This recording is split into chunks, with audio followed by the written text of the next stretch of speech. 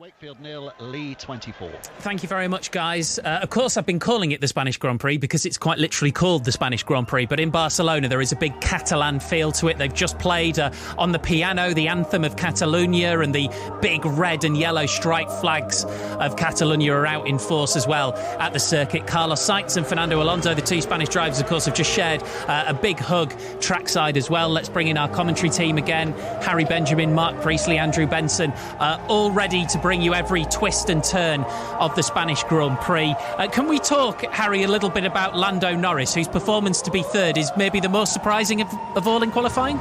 It is a little bit, and his teammate is also in the top 10 as well, Oscar Piastri, but I don't think anybody saw McLaren coming up into two cars into the top 10, let alone Norris up into third. A brilliant race from him. I think it was a help with the tricky conditions that we saw across the three qualifying sections, but it's the best start for McLaren, certainly since 2011 when Lewis Hamilton at the wheel. It's the best start for Lando Norris this season. A year that hasn't been the best for McLaren, let's face it. Whether he'll stay up there, that's a whole nother question. He himself has said, well, I'm not going to be really looking at the podium, I'm going to be looking in my mirrors. That's what's going to be the main focus for him across the next 66 laps or so. Yeah, there are upgrades, Mark, and there are upgrades. It basically feels like a new car for McLaren. Yeah, I mean, quite a few teams bringing upgrades actually to this circuit. It's one of those tracks that's really good, a really good test of your upgrades. It's got a nice mix of corners. So Mercedes bringing a vastly different car. They actually brought it to Monaco, but the first test here. Ferrari doing the same. McLaren and others bringing lots of new parts. So what we haven't seen really is a real opportunity for those teams to get a proper handle on how good they are, because we've had such a mixed up weekend. So I think that's really exciting. We're going into a Grand Prix here, but we still don't really know the true pecking order of all the teams. Do you think, Andrew, that Lando Norris is capable of challenging from there? Is it too soon to say with this new McLaren, or does it really not matter because Red Bull? Well, he doesn't think so. He said this race is just going to be a question of hanging on. I think he's looking, I mean, he wasn't very optimistic. He said he was hoping for a place in the top 10 by the end of the race. So the McLaren had an upgrade 2 or 3 races ago. They've not really changed it since then, and it's still got fundamental weaknesses. It's just, I think it was just a combination yesterday of there weren't so many corners in Barcelona that exposed the car's weak spots. The cool conditions meant other teams didn't optimise their performance, and Norris was just brilliant because he's one of the top drivers in the sport. Put those 3 ingredients together and he ends up third on the grid, but I think he's going to be trying to stop himself going backwards too quickly probably for most of the race. George Russell's just on his way to the grid, just zipping up his racing suit as he heads towards his car. Tell us about what happened with him and Lewis Hamilton in qualifying, Harry. Yeah, well, there was contact between the two. Lewis Hamilton charging down the main straight, George Russell ahead of him.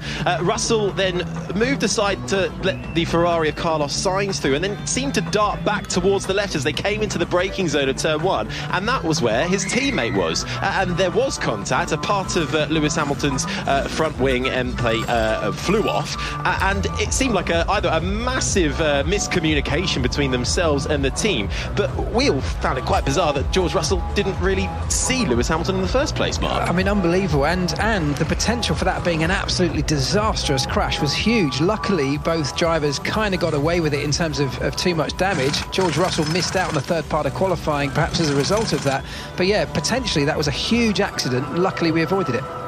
Hearing a bit of Milo drop the pressure in the background there, but there isn't any really on Max Verstappen at the head of the field. He's just miles clear of everybody else. Can you all just give us a feeling of how much of a shock it would be for literally anybody else to win this race?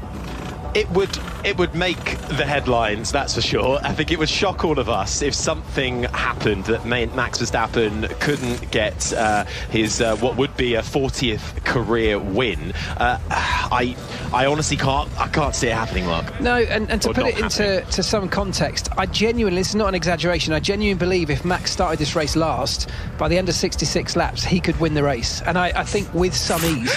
You can overtake on this circuit, perhaps even more so this year with some of the changes, and his car's so dominant, and in his hands there's nobody that can get anywhere near him right now. So, as a journalist then, Andrew, what do you use to kind of sustain yourself when it comes to the big story of this season? When you kind of know who is going to win the World Championship already, is it about how he wins it? Well, Mark, I had a chat with my editor about that just the other day, actually. It's not going to be easy. I mean, I think you just have to deal with each race as it happens, a bit like a sportsman, and tell that story. But then the wider story, I think we are quite quickly going to get into a place where it's a bit like, well, Max Verstappen won and here's some other stuff that happened as well, so the battle for second. Fortunately, there is lots of other stuff going on. There are other interesting stories up and down the pit lane. We talked about Fernando Alonso's return, for example, to the front a little bit earlier on this show. So I mean, the other thing to bear in mind about Max Verstappen and Red Bull, of course, no one wants to see one guy and one team dominating a championship, but you have to take your hats off to Red Bull. They've designed an all-time great car, and they've got in it an all-time great driver. It's just unfortunate that one of the other all-time great drivers on the grid doesn't have a car as good. And you've set this up perfectly, because we're going to hear from Lewis Hamilton right now. Starts P4 today. Safe to say that's not a position he thought he would have been in prior to the weekend. Here he is with Rosanna Tennant. Hate to say it, Lewis, but you were wrong. You thought you couldn't get into the top 10, and sorry, it's P4. I'm okay with being wrong. It's okay. Yeah, I was definitely wrong. I didn't expect to have the performance we had, but I'm so grateful that the car was feeling more alive yesterday, and that's down to the great work that everyone in this team is doing. And so I hope today I can deliver them a good result. They deserve some good points. Can you put your finger on what's changed? Is it the upgrades, or did you make a setup change? It's not all just an upgrade, but I think it was just really good engineering. I think we did a really good job with the setup, got in a really nice sweet spot. And I think just everything, just timing, our process, when we got out on track, our guys are just faultless with that, and the mechanics doing an incredible job in the garage as always. So I think it's just a combination of all those things. There are a lot of people here cheering on a certain Fernando Alonso. We know your team, Fernando, this weekend. We heard that. And, of course, Carlos Sainz, too. But wherever we go, there seems to be an LH44 tribe, too. Yeah. I mean, I've gone on this crazy journey with Spain over all these years, and the support has been pretty amazing here. I did a fan forum the other day, and there was unbelievable support. So a lot of love for the Spanish people, and a big appreciation for, there's a lot of energy always for Fernando, which is great to see, as you expect in your home country. And I'm really, really grateful and fortunate I get to have that when I'm in England. I hope we can just give him a good race today. It's going to be fun. Have a great race. Thank you. There you go, Mark. A bit of love for the engineers and mechanics from Lewis Hamilton. That's what you want to hear. It's always appreciated, yeah. I'll take that. This is the thing, actually. We were speaking about lots of people wanting to see Fernando Alonso win a Grand Prix. All of the fans love Lewis Hamilton. It doesn't matter if he's competing at the top or not. You see it everywhere you go, don't you? The love for him is immense. Well, he's been around this sport a long time, and he's got an incredible record. In fact, a record that no one in the history of this sport has been able to match at this point. And he's a legend of the game, isn't he? And I don't think anybody, whether you love him or you don't love him so much, I think nobody can criticise his record. Nobody can take that away from him. And I think Formula One fans, die-hard, true Formula One fans, have total respect for that. Do you think his age matters, Harry? Do you think if Mercedes can get their act together and put him in a championship level car next season, he can win another world title? Yeah, absolutely, no doubts about it. I mean, Fernando Alonso, case in point, 41 years old, only a couple of years older than Lewis Hamilton. And he's clearly not lost the drive. I wonder if even perhaps the lack of performance from Mercedes after such a dominant reign has maybe reignited the fire in Lewis Hamilton of wanting to get back to the top with Mercedes to prove that we were there, we can get back. So I don't think age will come to it. The only time you have to start to question age is when it does have an impact on your performance in the car. But right now, I don't think you can say that in the case of Lewis Hamilton at all. Andrew? Absolutely. I mean, the fact that he didn't win that 8th championship in Abu Dhabi 2021, that really burns inside him, and it burns in Mercedes as well. And the pair of them, they're really determined to get back into a place where they can win what they feel they should already have won. So I don't think they're going to really rest the pair of them until that happens, unless Hamilton, his ability drops off, and he's got a good few years in him yet, I would imagine. They're just showing on the TV some of the videos of incidents down the years, a lot of them between teammates, which I imagine means they're talking about what we've just discussed, which is Lewis Hamilton and George Russell. George Russell, Mark, I find to be such an interesting character. I mean, on the team radio, he says things like flipping Nora, although he didn't say flipping, I should say, he said a different word. he just comes across as an interesting character. What do you think his ceiling is? Well, he is an interesting character in that he sort of breaks the mould a little bit of a typical young Formula One driver. He's almost sort of more mature than his years, perhaps, to some extent. Perfect Formula One driver, I guess, for Mercedes, quite corporate, always gives a good corporate answer. I mean, do we want to see that? We want to see a bit more character, don't we? I think from some of these younger kids coming through, I think we've missed some of that as the eras have gone on, and we've lost the likes of James Hunt, and probably Kimi was the last one to really have a bit of spice about him. So that's a shame. But in terms of his performance in the car, I think he's got huge potential. I think he's a cracking driver. I think he is definitely the next generation for Mercedes, beyond the years of Lewis Hamilton, and they will, of course, at some point come to an end. And I think he's a great young protege to learn from him right now and to carry that mantle forward. And I don't know why I'm asking you this question, Andrew. There's no reason for it at all. But he just comes across as a bit of a lovable nerd, I think. George Russell. I know exactly why you asked Andrew that. Yeah, steady.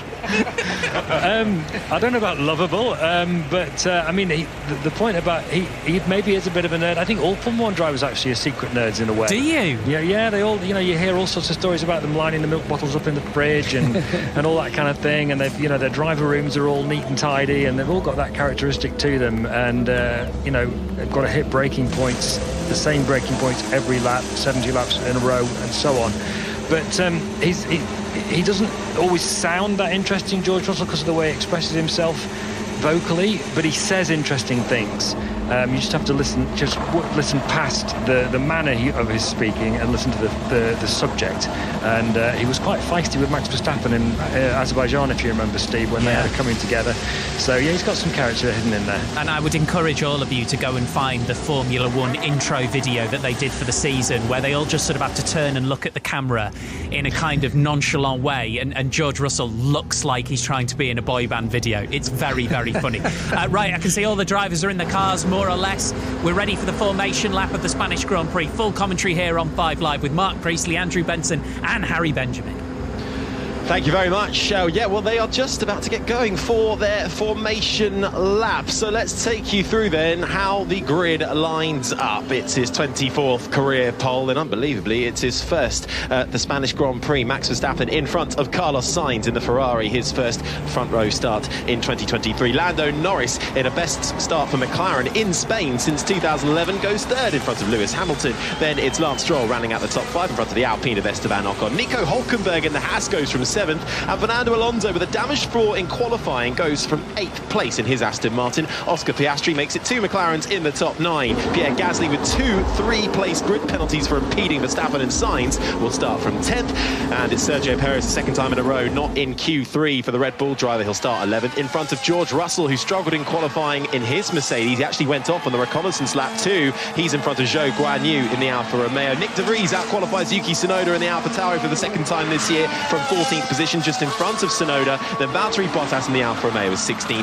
Kevin Magnussen is 17th, and Alex Albon will be the last car on the grid in 18th, because we have 2 cars starting from the pit lane. Charles Leclerc had qualified in 19th, convinced there is something wrong with that McLaren. They have changed everything on the rear end of that Ferrari. He will start from the pit lane, and Logan Sargent will go just behind him in the pit lane too in the Williams, after Williams have elected to change his suspension setup and his brake cooling system. So 2 cars from the pit lane.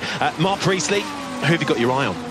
Well, I've got my eye on everybody behind Max Verstappen.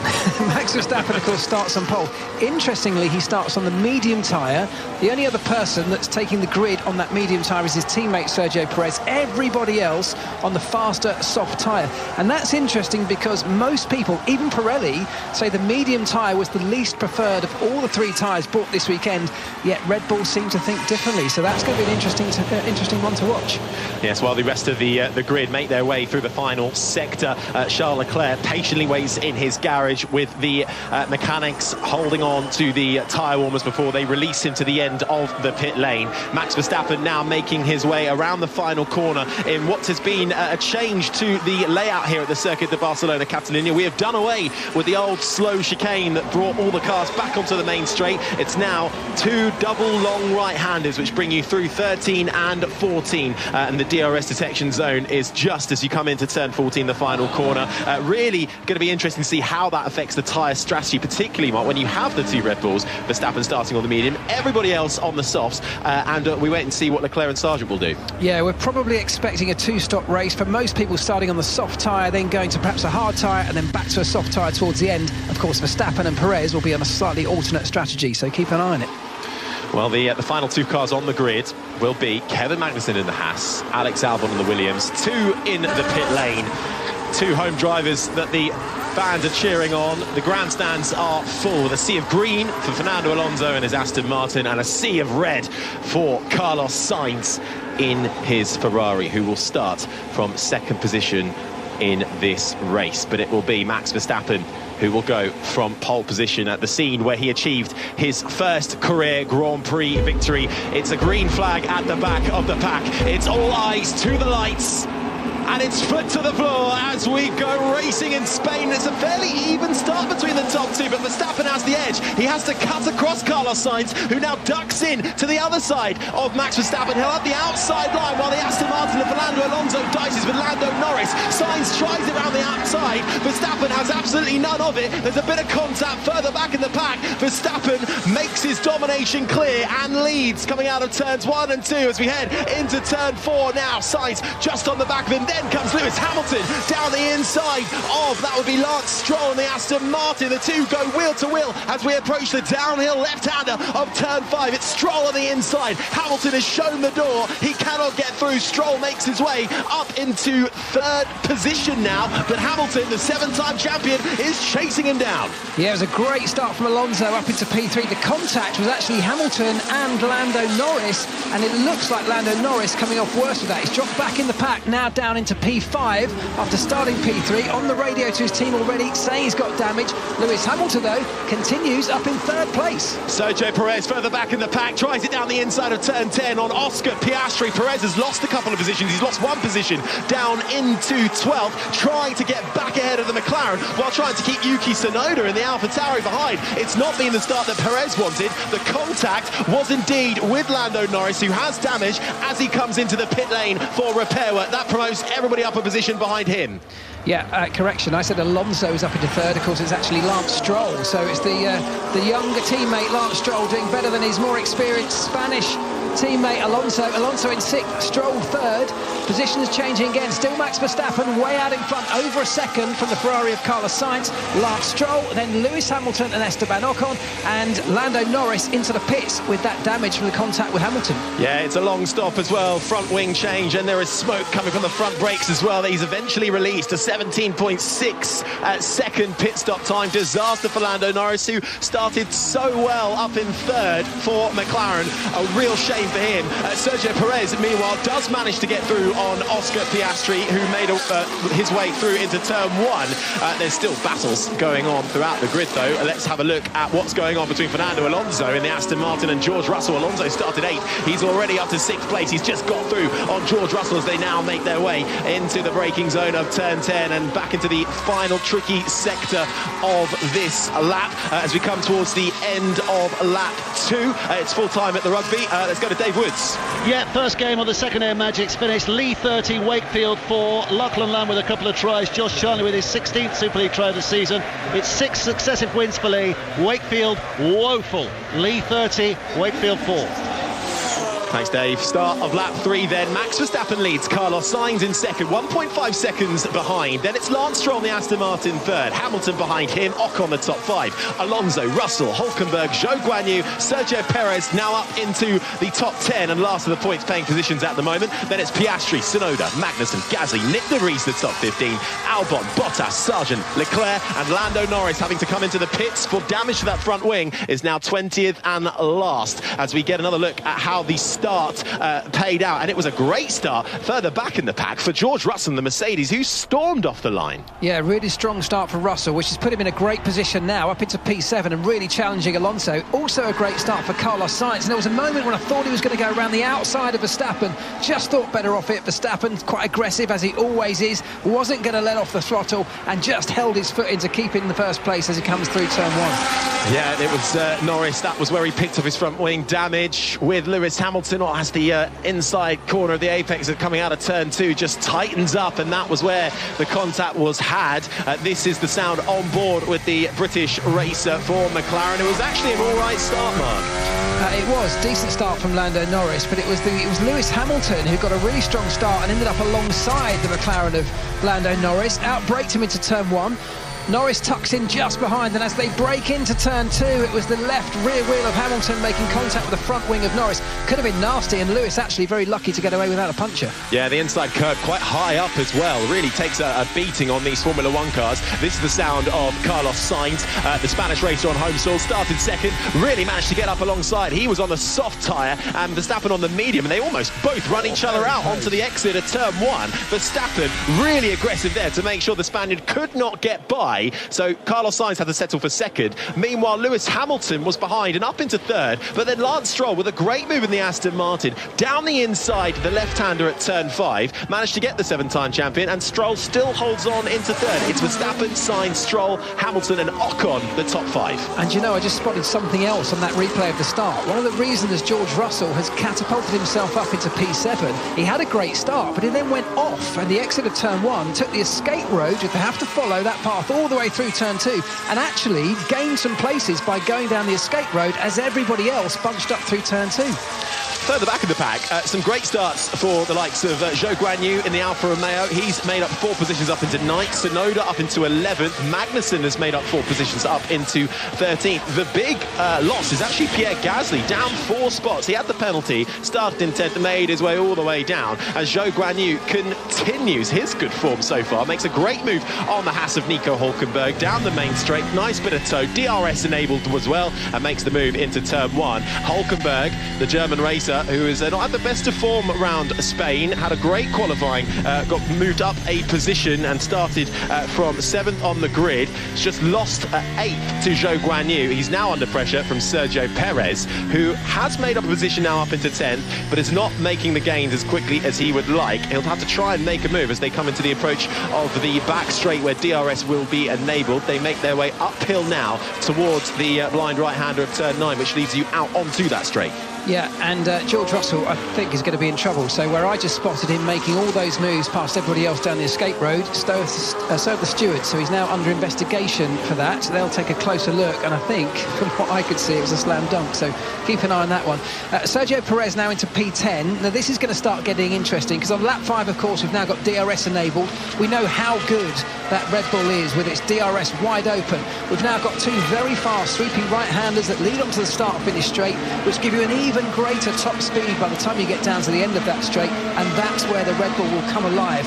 So Perez now right behind Nico Hülkenberg with his DRS wide open and makes that move into turn 1. Yeah, nice and easy in the end. Moves to the right-hand side, DRS open, late on the brakes as the Mexican sweeps round Nico Hülkenberg. Perez up to 9th, Hülkenberg down to 10th. Yuki Tsunoda is on a mission as well behind these two in the Alpha Tauri. He's in 11th and catching quickly. Lap 6 of 66 here in Barcelona. It's Max Verstappen, the reigning champion, who leads by 2.8 seconds. He's on the medium compounder tyre. Everybody else, bar his teammate and Logan Sargent, is also on the soft tyre. Carlos Sainz in 2nd, Stroll 3rd, Hamilton 4th, Ocon the top 5. Then it's Alonso, Russell, Zhou Guanyu, Perez, Hülkenberg the top 10, Tsunoda, Piastri, Magnussen, Gasly, De Vries the top 15, Albon, Leclerc, who started from the pit lane. He's out there on the hard tyre. He's made his way up into 17th position in front of Sargent, who started on the medium from the pit lane. Bottas has just come in for a pit stop. That's an early stop for the Alfa Romeo. He's down in 19th, only ahead of Lando Norris in the McLaren, who started 3rd. But contact with Lewis Hamilton into turn 1 saw him have to come into the pit lane for a front wing change. Yeah, so we're expecting, if the strategy falls the way that Pirelli and most people expect it to, we're expecting the first round of pit stops to come around lap 13, 14, 15 for the guys on the softer tyre. That's almost everybody apart from the 2 Red Bulls and, like you said, Charles Leclerc at the back. Around 13-14, that's going to make a stop, possibly onto the hard tyre for everybody that's on the soft. Then they'll run long right towards the end of the race and probably then have to come in again for another set of soft tyres to get them to the finish. The Red Bull of Verstappen and Perez on the medium tyre should be able to run a little bit longer. And if they can make that tyre work, which at the moment they seem to be able to do, it just opens up the strategic options. They can copy everybody else, they can cover them off, or they can run long and go on a slightly different strategy. To be honest, their car's so fast, they could probably do anything in the hands of Verstappen, couldn't they? Well, we did warn you that Max Verstappen, if he got away well, would probably dominate this race. 3 seconds now the gap, but I can assure you there's some excellent battles going on in the mid-pack. Russell and Alonso are involved in a great little scrap right now over 6th and 7th. Alonso in behind George Russell, but then just behind them in that battle for 9th is Sergio Perez with Yuki, Tsunoda, Hülkenberg, Piastri all involved in that too. And in fact, while that's been going on, it has been said that Russell did manage to get through on Alonso, but I think that's gone back the other way now. So Alonso now up into 7th, Russell through on Alonso up into 6th. That was down into turn 1, I think, and they're still going hard at it. Alonso in front for the time being. He has to move to the defensive line. Further up front though, we have Lewis Hamilton and Lance Stroll fighting for position. This is for the final spot on the podium into turn 1, and it's Lewis Hamilton who gets the better of Lance Stroll, now up into 3rd.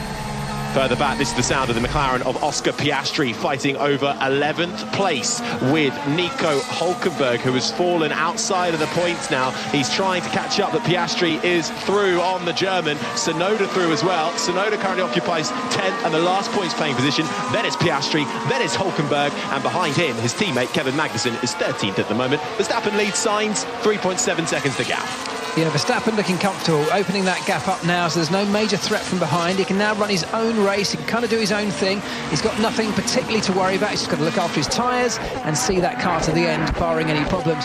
Hamilton, though, really strong start to this Grand Prix, up into P3 in a Mercedes that really we didn't think would be anywhere near matching the pace. Even Lewis Hamilton didn't think he'd be anywhere near matching the pace of the top 3, let alone the top 10 at one stage this weekend, so a really good start for him. No, he said he was having to eat his words a bit after qualifying, saying he wouldn't get through to the top 10. Well, not only that, he qualified 4th and is now up into the podium positions. Has already had one podium so far this year, trying to make it 2 for the 7-time champion. Carlos Sainz holding well in 2nd, 4 seconds the gap now between him and Verstappen.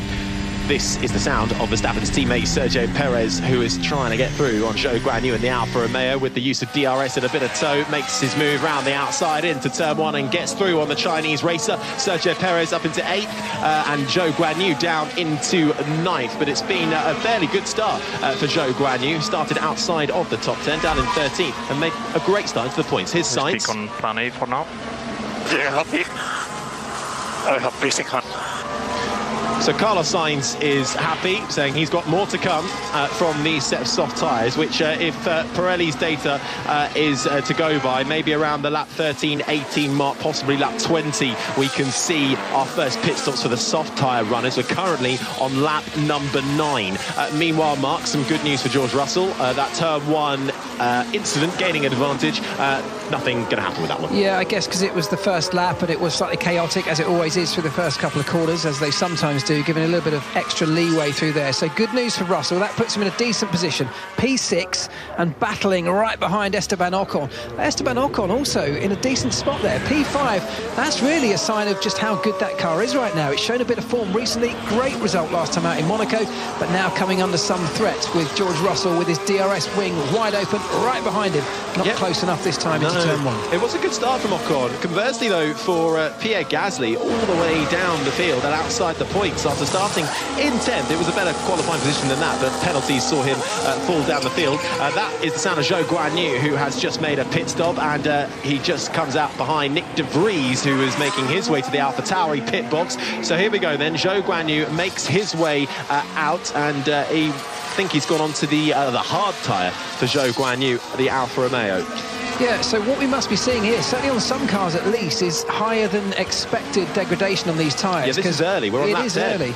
Lap 9 and 10 for the first few pit stops, and that's 2 or 3 now that have had to come in and make a change off that soft tyre, moving on to the hard tyre, the much more durable tyre that'll last the majority of this race.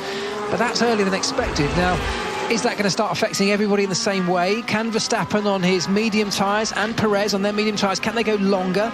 Does it even matter for Verstappen? But certainly for Perez, he's in a battle now in P8, trying to work his way to the front in a faster car.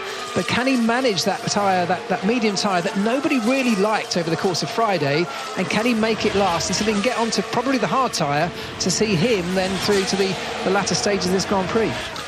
We were mentioned a moment ago how well Esteban Ocon and the Alpine was doing. He's up in 5th, but I fear he's about to lose that. And it's a late dive down the inside for George Russell in the Mercedes, who gets the move done on the Frenchman on the exit of Turn 2 as we come through the long right-hander of Turn 3. Can Ocon try and stick with him? No, he can't. George Russell with an excellent move to get his Mercedes up into the top 5 here in Spain. It's the Spanish Grand Prix. It's lap 11. Max Verstappen leads Carlos Sainz by 5.3 seconds. Hamilton is in 3rd, Stroll 4th, then comes Russell 5th. It's Ocon in 6th. A great battle currently ensuing between Alonso now in 7th and Sergio Perez in 8th. Piastri and Gasly round out the point scorers. Yeah, 2 more cars into the pits. Sonoda and one other, didn't see who it was. 2 cars coming for earlier pit stops than expected, as we talked about. So hard tyres becoming the tyre of choice for the middle stint of this race, perhaps as expected, just happening a bit earlier. Great start to this Grand Prix for both Mercedes cars, isn't it? We know that Lewis Hamilton had a decent qualifying. We expected him to, at least in the early stages, run high, but George Russell now joining him up in P5, so really strong start for the team. I think it was Kevin Magnussen who pitted as well, meanwhile the other Haas on track fighting with Zhou Guanyu and well, sliding through 2 cars for Nico Hülkenberg. First he gets Zhou Guanyu, and then he's treated to Yuki Tsunoda, who is in the AlphaTauri, just coming out of the pit lane entry, and he quite literally threads the needle between the 2 and makes his way past both of them into Turn 1. Good driving there from Nico Hülkenberg, who I believe now has come into the pit. So these early stoppers, then, Mark, could well be seeing a 3-stop strategy in play. Well, we could be, and I've just noticed actually Hülkenberg has put the medium tyre on, so that's not what we were expecting either. So perhaps, you know, when you're in this stage of the race, at this part of the racetrack, Hülkenberg currently in P14, you know, you're mid-pack, you might as well try something. So going onto a medium tyre with a little bit more performance, temperatures, I guess, similar to what we saw on Friday when the longer runs were being done. No one really doing long runs on the hard tyre on Friday, other than the experimental tyre that Pirelli brought ahead of an introduction at the British Grand Prix. So that hard tyre is a little bit of an unknown for everybody. We know it's going to be durable, we know it'll last, but we also know it's going to have slightly less performance. So maybe just switching onto that medium tyre for the likes of Hülkenberg, the likes of Logan Sargent, might just give them something over their main rivals in that mid-pack. Yeah, Magnussen, Hülkenberg's teammate, doing the exact same thing as well, going on to the medium tyre. So those that have stopped then, it's Hülkenberg basically from 14th down. Hülkenberg, Zhou Guanyu, Tsunoda, Bottas, De Vries, Magnussen and Lando Norris had that early stop for damage. Everybody else is still yet to come into the pit, so that will... the order will unfurl as we head over to the next few laps. This is the sound of Charles Leclerc in the Ferrari, who started from the pit lane and after pit stops has made his way up into 11th spot right now. He is on the hard tyre, so he, Mark, is going as far into this race as he can. Yeah, and that's going to be another interesting one to watch. We know that that Ferrari has got some pace in it. Let's hear from Carlos Sainz. And switch positions, Sierra on 3rd and status 4. Stay patient. This is good. Okay, understood. You need to pick up the pace.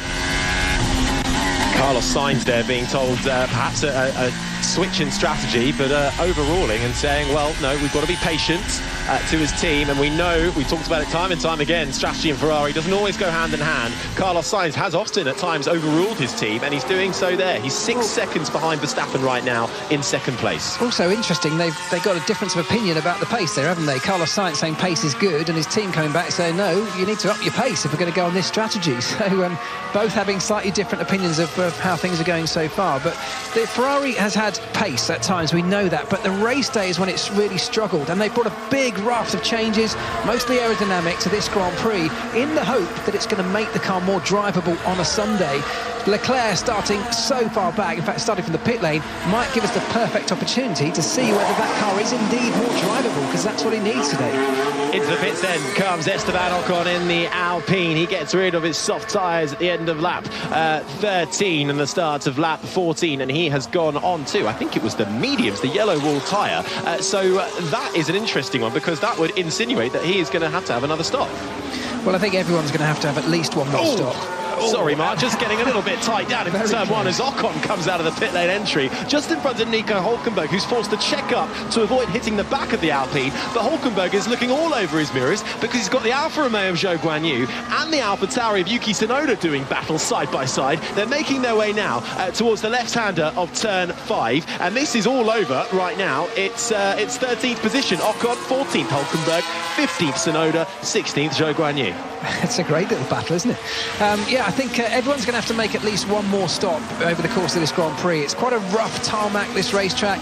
We've now got two very fast, even faster corners, high-energy corners coming through the final part of the lap. That takes more life out of the tyres on every single lap.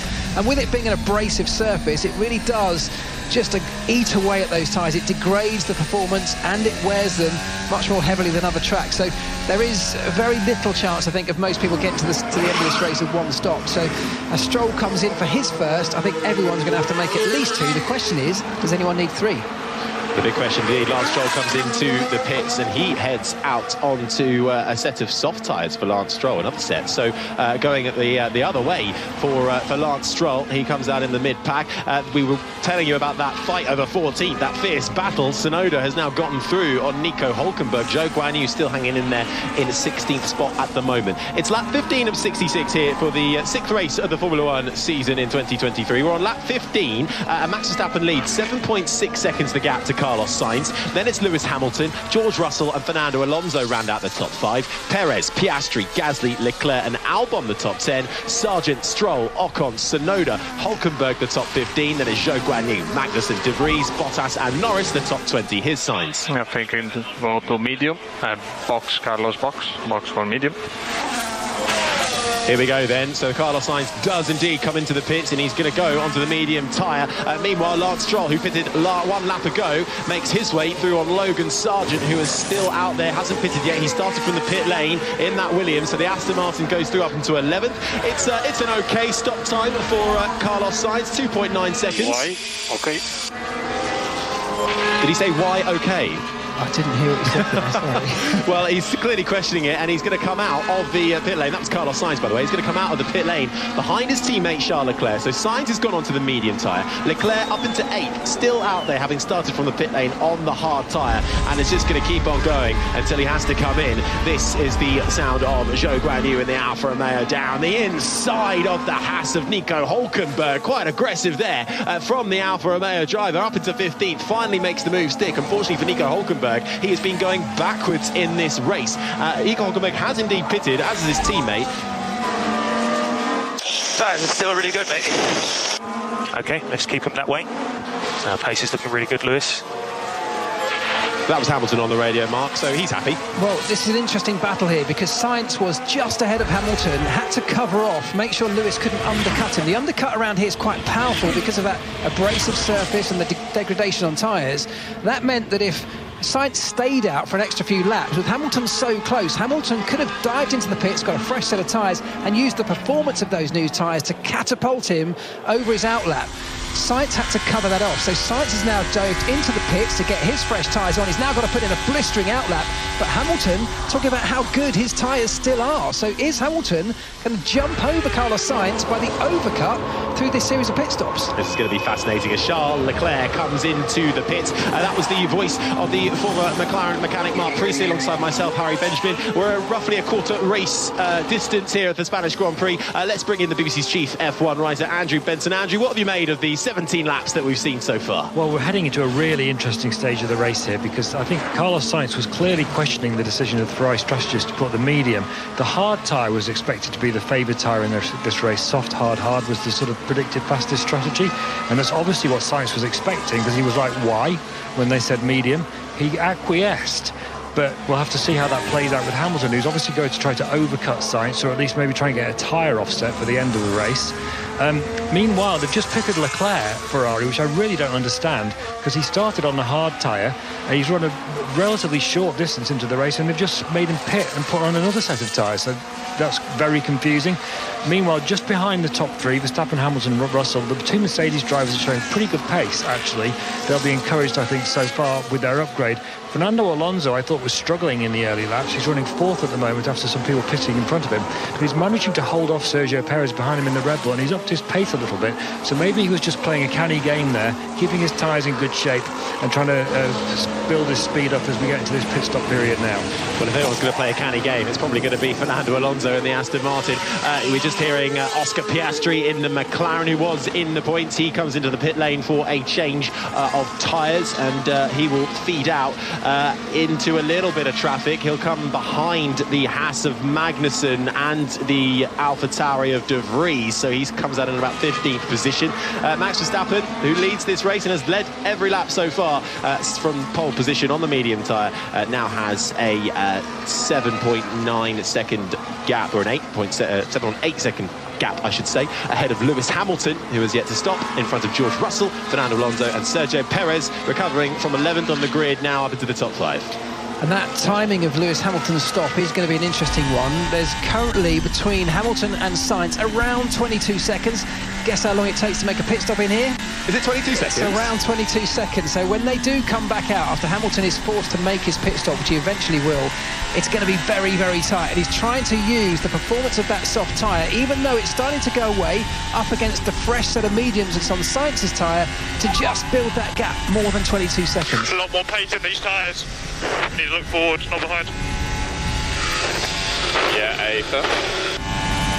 That's Russell on the radio. Meanwhile, we're listening to Carlos Sainz in the Ferrari swoop down the inside of Pierre Gasly, and he makes his way up into 6th spot, does the Spaniard. Gasly down to 7th. Gasly yet to stop, started 10th and really plummeted down the order in the early stages of the race. We're not entirely sure why, but clearly not a great start from the Frenchman, but he is now trying to stay out there as long as he can on the stop, hoping something might happen later on in this race, which might cheapen his pit stop slightly if we do get any kind of safety car, virtual safety car or whatnot. But so far, apart from that first skirmish between Lando Norris and Lewis Hamilton in turn 1, it's been fairly clean. Yeah, it has. Everyone on their best behaviour so far. The field's starting to spread out, but of course the pit stops do mix all of that up again. It puts everybody back out of order, out of position again. Cars coming out of the pits in the middle of other battles. So the potential for things like that to happen at this stage of the race is perhaps higher at any point other than at the start.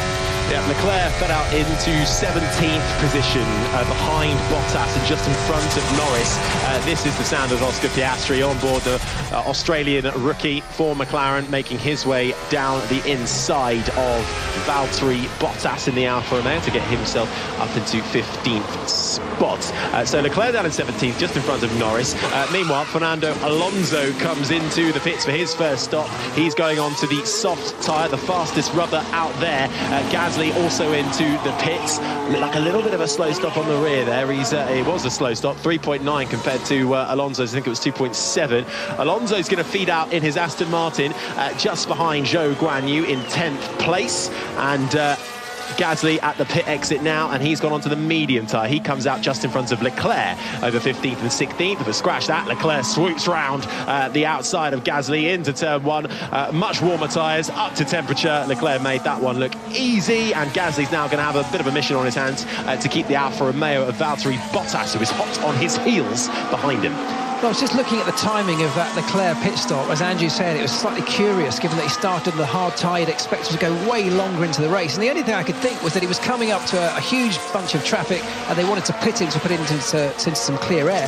But that hasn't happened. He's come out right behind a series of back markers. He's now got to fight his way through, losing time and taking valuable life out of the fresh tyres he's got. You don't think one stop is possible? Tyres are holding quite well at the moment. It's not impossible. It's not impossible. I think we need to stay out. It's your choice. The tyres are good. I'm improving the lap time. Wow, OK, so George Russell thinks he might be able to get away with a one stop then. He's up in 3rd at the moment. He's on the soft compound of tyre. That's going to be asking a lot, though, of those tyres to get to well, base gap to go half distance or just over that. it's a big ask, and it's one that's unexpected. Even Pirelli didn't think that would be possible, but also everyone else who we thought was going to go onto the hard tyre after their first stop, choosing not to, and a lot of people choosing to abandon that and go medium. So it feels like in these temperatures, the harder tyre, which is the only one that George Russell could take if he was going to go to the end, it feels like that's the least preferred on this day in these conditions. So interesting, but great news for him that the soft tyre, having gone all the way from the start, 22 laps into the race, is still holding out. This is the sound of Pierre Gasly, who came into his pit stop a couple of laps ago, and they've slowed it right down, and it was just a delay on the right front. Yeah, and then the front jack removed with a bit of delay, so that cost Gasly in a race that is not going his way either. And then he immediately got nicked by Charles Leclerc, the Monegasque racer, who was coming into turn one as Gasly was coming out of the pit lane. Let's give you a rundown then of the order currently as it stands, with the only drivers not yet to pit being the top four. Verstappen leads 9.2 seconds, Hamilton, Russell, Perez the top four. Then it's Sainz, Stroll, Ocon, Tsunoda, Alonso, Zhou Guanyu the top 10. Hulkenberg is 11th, but I think he's just been overtaken by Oscar Piastri, so Hulkenberg down to 12th. In front of Magnussen, De Vries, Gasly the top 15, Leclerc, Bottas, Norris, Albon, Sargent 20th and last. Yes, I'm still keeping a very close eye on that Hamilton-Sainz battle. Hamilton still yet to pit, so both Mercedes running on the soft tyres that they started the race on. I don't think anybody expected those tyres to be able to go this far. That's a real positive from Mercedes that had a raft of upgrades in Monaco, but this being the first real test of those, has it proven that those upgrades have helped them to look after the tyres on a circuit notoriously difficult to do so? Either way, that's putting them in a really good position as the race unfolds. But Hamilton versus Sainz is the real battle for the podium that we're keeping a close eye on. Sainz having made his pit stop, Hamilton not doing so yet, and still just about on the cusp, but I think just in the safe zone of being able to make a pit stop and still just about come out in front of Sainz. I think Gasly got back through on Leclerc. I know it's only 15th and 16th, but at the moment it's Leclerc who fell back behind now into 16th. So Leclerc's day not going quite the way he wanted, but that all stems from qualifying. They changed the rear end of that Ferrari, and I hope they would find something. But at the moment, he's not exactly carving his way through the field. Meanwhile, the Red Bull of Sergio Perez, who started in 11th spot, is now up into 4th. He still has to make a pit stop along with Russell, Hamilton and Verstappen, who make up that top 4. This is indeed the sound of the Alpine racer, Pierre Gasly, down in 15th, now hunting down Nick De Vries, who himself was having a good battle with the Haas in front of Kevin Magnussen. De Vries has to go defensive into turn 1. Gasly sweeps round the outside. That becomes the inside as they approach the long right-hander of turn 3. Nice move from Gasly to get himself up in front of Nick De Vries. That's 14th and 15th position. Leclerc just sitting back and watching this. He's not really troubling them at the moment. He's behind in that Ferrari as they all now try and find a way through on Kevin Magnussen, who's a little bit of a cork in the bottle of that scrum currently in 13th place. Yeah, Pierre Gasly, we know that car's got pace in it. In qualifying before all of his penalties, he actually had a pretty strong showing. His teammate Esteban Ocon also looking really good over the course of this weekend. He's been put so far out of position with the penalties and his disastrous starts of the Grand Prix, but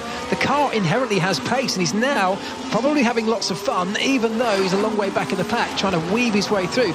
But on the flip side of that, the Ferrari, who he's just overtaken, the Ferrari of Charles Leclerc, incredibly disappointing performance on that side of that Ferrari garage, isn't it, today? We've seen this before, though, not too long ago in Miami, where he was trying to get through on Kevin Magnussen time and time again in the Haas. He got through, Magnussen then was able to overtake him. Leclerc back through, K-Mag in the Haas, once again able to get through on a Ferrari, and as much respect I have for Haas and a Ferrari, it shouldn't be constantly getting through on a much quicker car, and this battle's still enraging, but Leclerc is at the back of this gaggle of cars in 16th position as Gasly makes up another move. He does get through on Magnussen, so it's Gasly now in 13th, Magnussen 14th, De Vries 15th, Leclerc 16th, and it's all for no points, purely pride. Well, we know that Charles Leclerc had a disastrous qualifying. He talked about being a problem with the car, something not feeling right, something quite serious that he could feel inside that car that just wasn't working.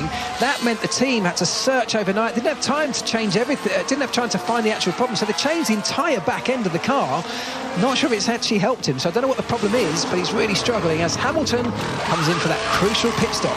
Softs go off, mediums go on then for the 7-time champion. It's a nice, clean-ish stop, about 3 seconds stop time for Hamilton. Perez goes through up into third. We'll wait and see where Hamilton peels out. Here he comes. Sainz well and truly through into the braking zone already of turn 1 in that Ferrari, but crucially, Sainz is also on the medium tyre, but they'll be a few laps older than Lewis Hamilton. So Hamilton will eventually have the tyre advantage in this stint of the Grand Prix. Yeah, that's going to be the interesting thing as this stint plays out, in that there's a lot fresher tyre on that the Mercedes of Lewis Hamilton. So can he close the gap? This is a really interesting tyre picture forming, actually. I know we keep saying it, but it's very different from the one that everybody expected and the one that even Pirelli, the makers of these tyres, expected coming into today. So very little use of the hard tyre. I guess the big question now is George Russell, currently running in second place on the same soft tyres that he started this Grand Prix 26 laps ago. Nobody expected those tyres to go that far. Is he going to be able to get onto that hard tyre and crucially get it warmed up and make it work to get him to the end of this Grand Prix? How is he able to keep these tyres alive, though? Because, well, as I say that, we're hearing that George Russell is boxing, so he's obviously not able to keep them alive so much. This is the sound of Pierre Gasly just getting through on Nick de Vries a little earlier on. So Hamilton pitted last lap around. Now his teammate George Russell has come into the pits. That only leaves the 2 Red Bulls out there who have yet to stop. They are running the medium compound of tyre. This is the sound of Russell screeching away out of the Mercedes pit box, and he has gone onto the medium tyre, much like his teammate. But Hamilton flies on through. This is going to be tight, though, between Russell and Lance Stroll, the Aston Martin, who is driving down the main straight, eases past the British racer, and the Stroll of Aston Martin goes through into turn 1. Can Ocon do the same? He'll be on much quicker tyres. So what's interesting here is, did George Russell stay out a bit too long? Did he try and go for the one stop, which probably would have imagined he'd had to go on the hard tyre to get to the end of the race, and therefore did he extend his tyre whilst losing so much time that he's now found himself dropped back into 6th place? I wonder if he'd stopped a little bit earlier and gone for that medium with a view to taking another stop later on, whether he could have maximised the performance. Did a great job of making that soft tyre last, but did it come at the cost of a couple of places, given that he's now on the medium? Max Verstappen comes into the pits eventually, now lap 26, start of lap 27, and Verstappen makes his way out. And he could potentially be doing the one stop here for Max Verstappen, because he's made these tyres last. He was on the medium compound tyre. He's made those last until lap 27 essentially, and he's come out on the hard tyre. He could go to the end now. He could, and we said this right at the start. He's given himself the option by going medium as opposed to everyone else around him going soft at the start. He was able to run long, and if we haven't got quite the same level of degradation we expected, he's now put himself into a position where he can throw the hard tyres on and run to the end. So I think that's a masterstroke. Well, Verstappen comes out of the pits. He's still got 6 seconds over his teammate Sergio Perez, who is now the only driver yet to pit. It's lap 27 of 66. We've got an update at Rugby League. Let's head to Dave Woods. Yeah, game 2, day 2 of the Magic Weekend, and Huddersfield leads St Helens by 6 points to 0 with 10 minutes played. The try scored by Kevin Nagama, but Saints have just got one back because Conrad Harrell has managed to bustle his way over. It's not given yet by the referee, who goes to the video ref. But at the moment it remains Huddersfield 6, St Helens 0, but St Helens have a video ref decision to come. OK, thanks, Dave. Look forward to more updates on that as it goes. Welcome back, lap 27 of the Spanish Grand Prix here on BBC Radio 5 Live with myself, Harry Benjamin. The former McLaren mechanic Mark Priestley is here, along with the BBC's chief F1 writer Andrew Benson. Max Verstappen leads, 7.6 seconds the gap to his teammate Sergio Perez, who has yet to pit. Then it's Sainz in 3rd, Hamilton 4th, Lance Stroll makes up the top 5. Russell, here he is, he's in 6th. Rain at turn 5. Well, there we go. We kind of haven't really talked about the rain, because although the clouds were looking ominous, it was a 40% chance. No one was really amping it up. But there we have it. Could we get a little bit of rain interference here? There are grey clouds that loom over this Circuit de Barcelona-Catalunya track, but there's also blue sky in the distance as well. It's a really tricky scenario to be in as Sergio Perez comes into the pits. He changes on to the, I think it was the hard as well, same as his teammate.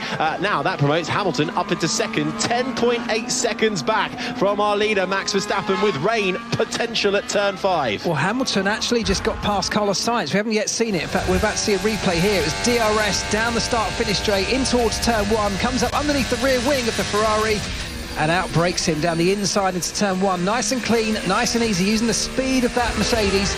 It's having a real good showing this afternoon, and he is back up into second place. The Mercedes looking good right now, eh? Yeah, we were a bit worried in practice because the Mercedes upgrades that were introduced, the new concept of car introduced in Monaco, this was going to be the first telling signs of how well it was. And in practice, particularly George Russell also echoing it through to qualifying, they weren't particularly convinced, neither were we. But now Hamilton in that Mercedes absolutely ragging it up into P2 right now. Carlos Sainz in that Ferrari also running new upgrades. They've gone for a new side pod concept, which is a big deal for Ferrari. He's fallen down to third, and he didn't really fight it going into turn 1 either. Writing on the wall, perhaps, for the man from Madrid. But that is your top 3 currently, with George Russell saying that there could be rain, or there is a bit of rain at turn 5, which is the slow left-hander, which then drops you rapidly downhill as you approach the turn 6 kink that brings you into 7 and then back uphill again. So we'll see if any other drivers start to complain about that potential of rain. Of course, if it does start chucking it down with rain,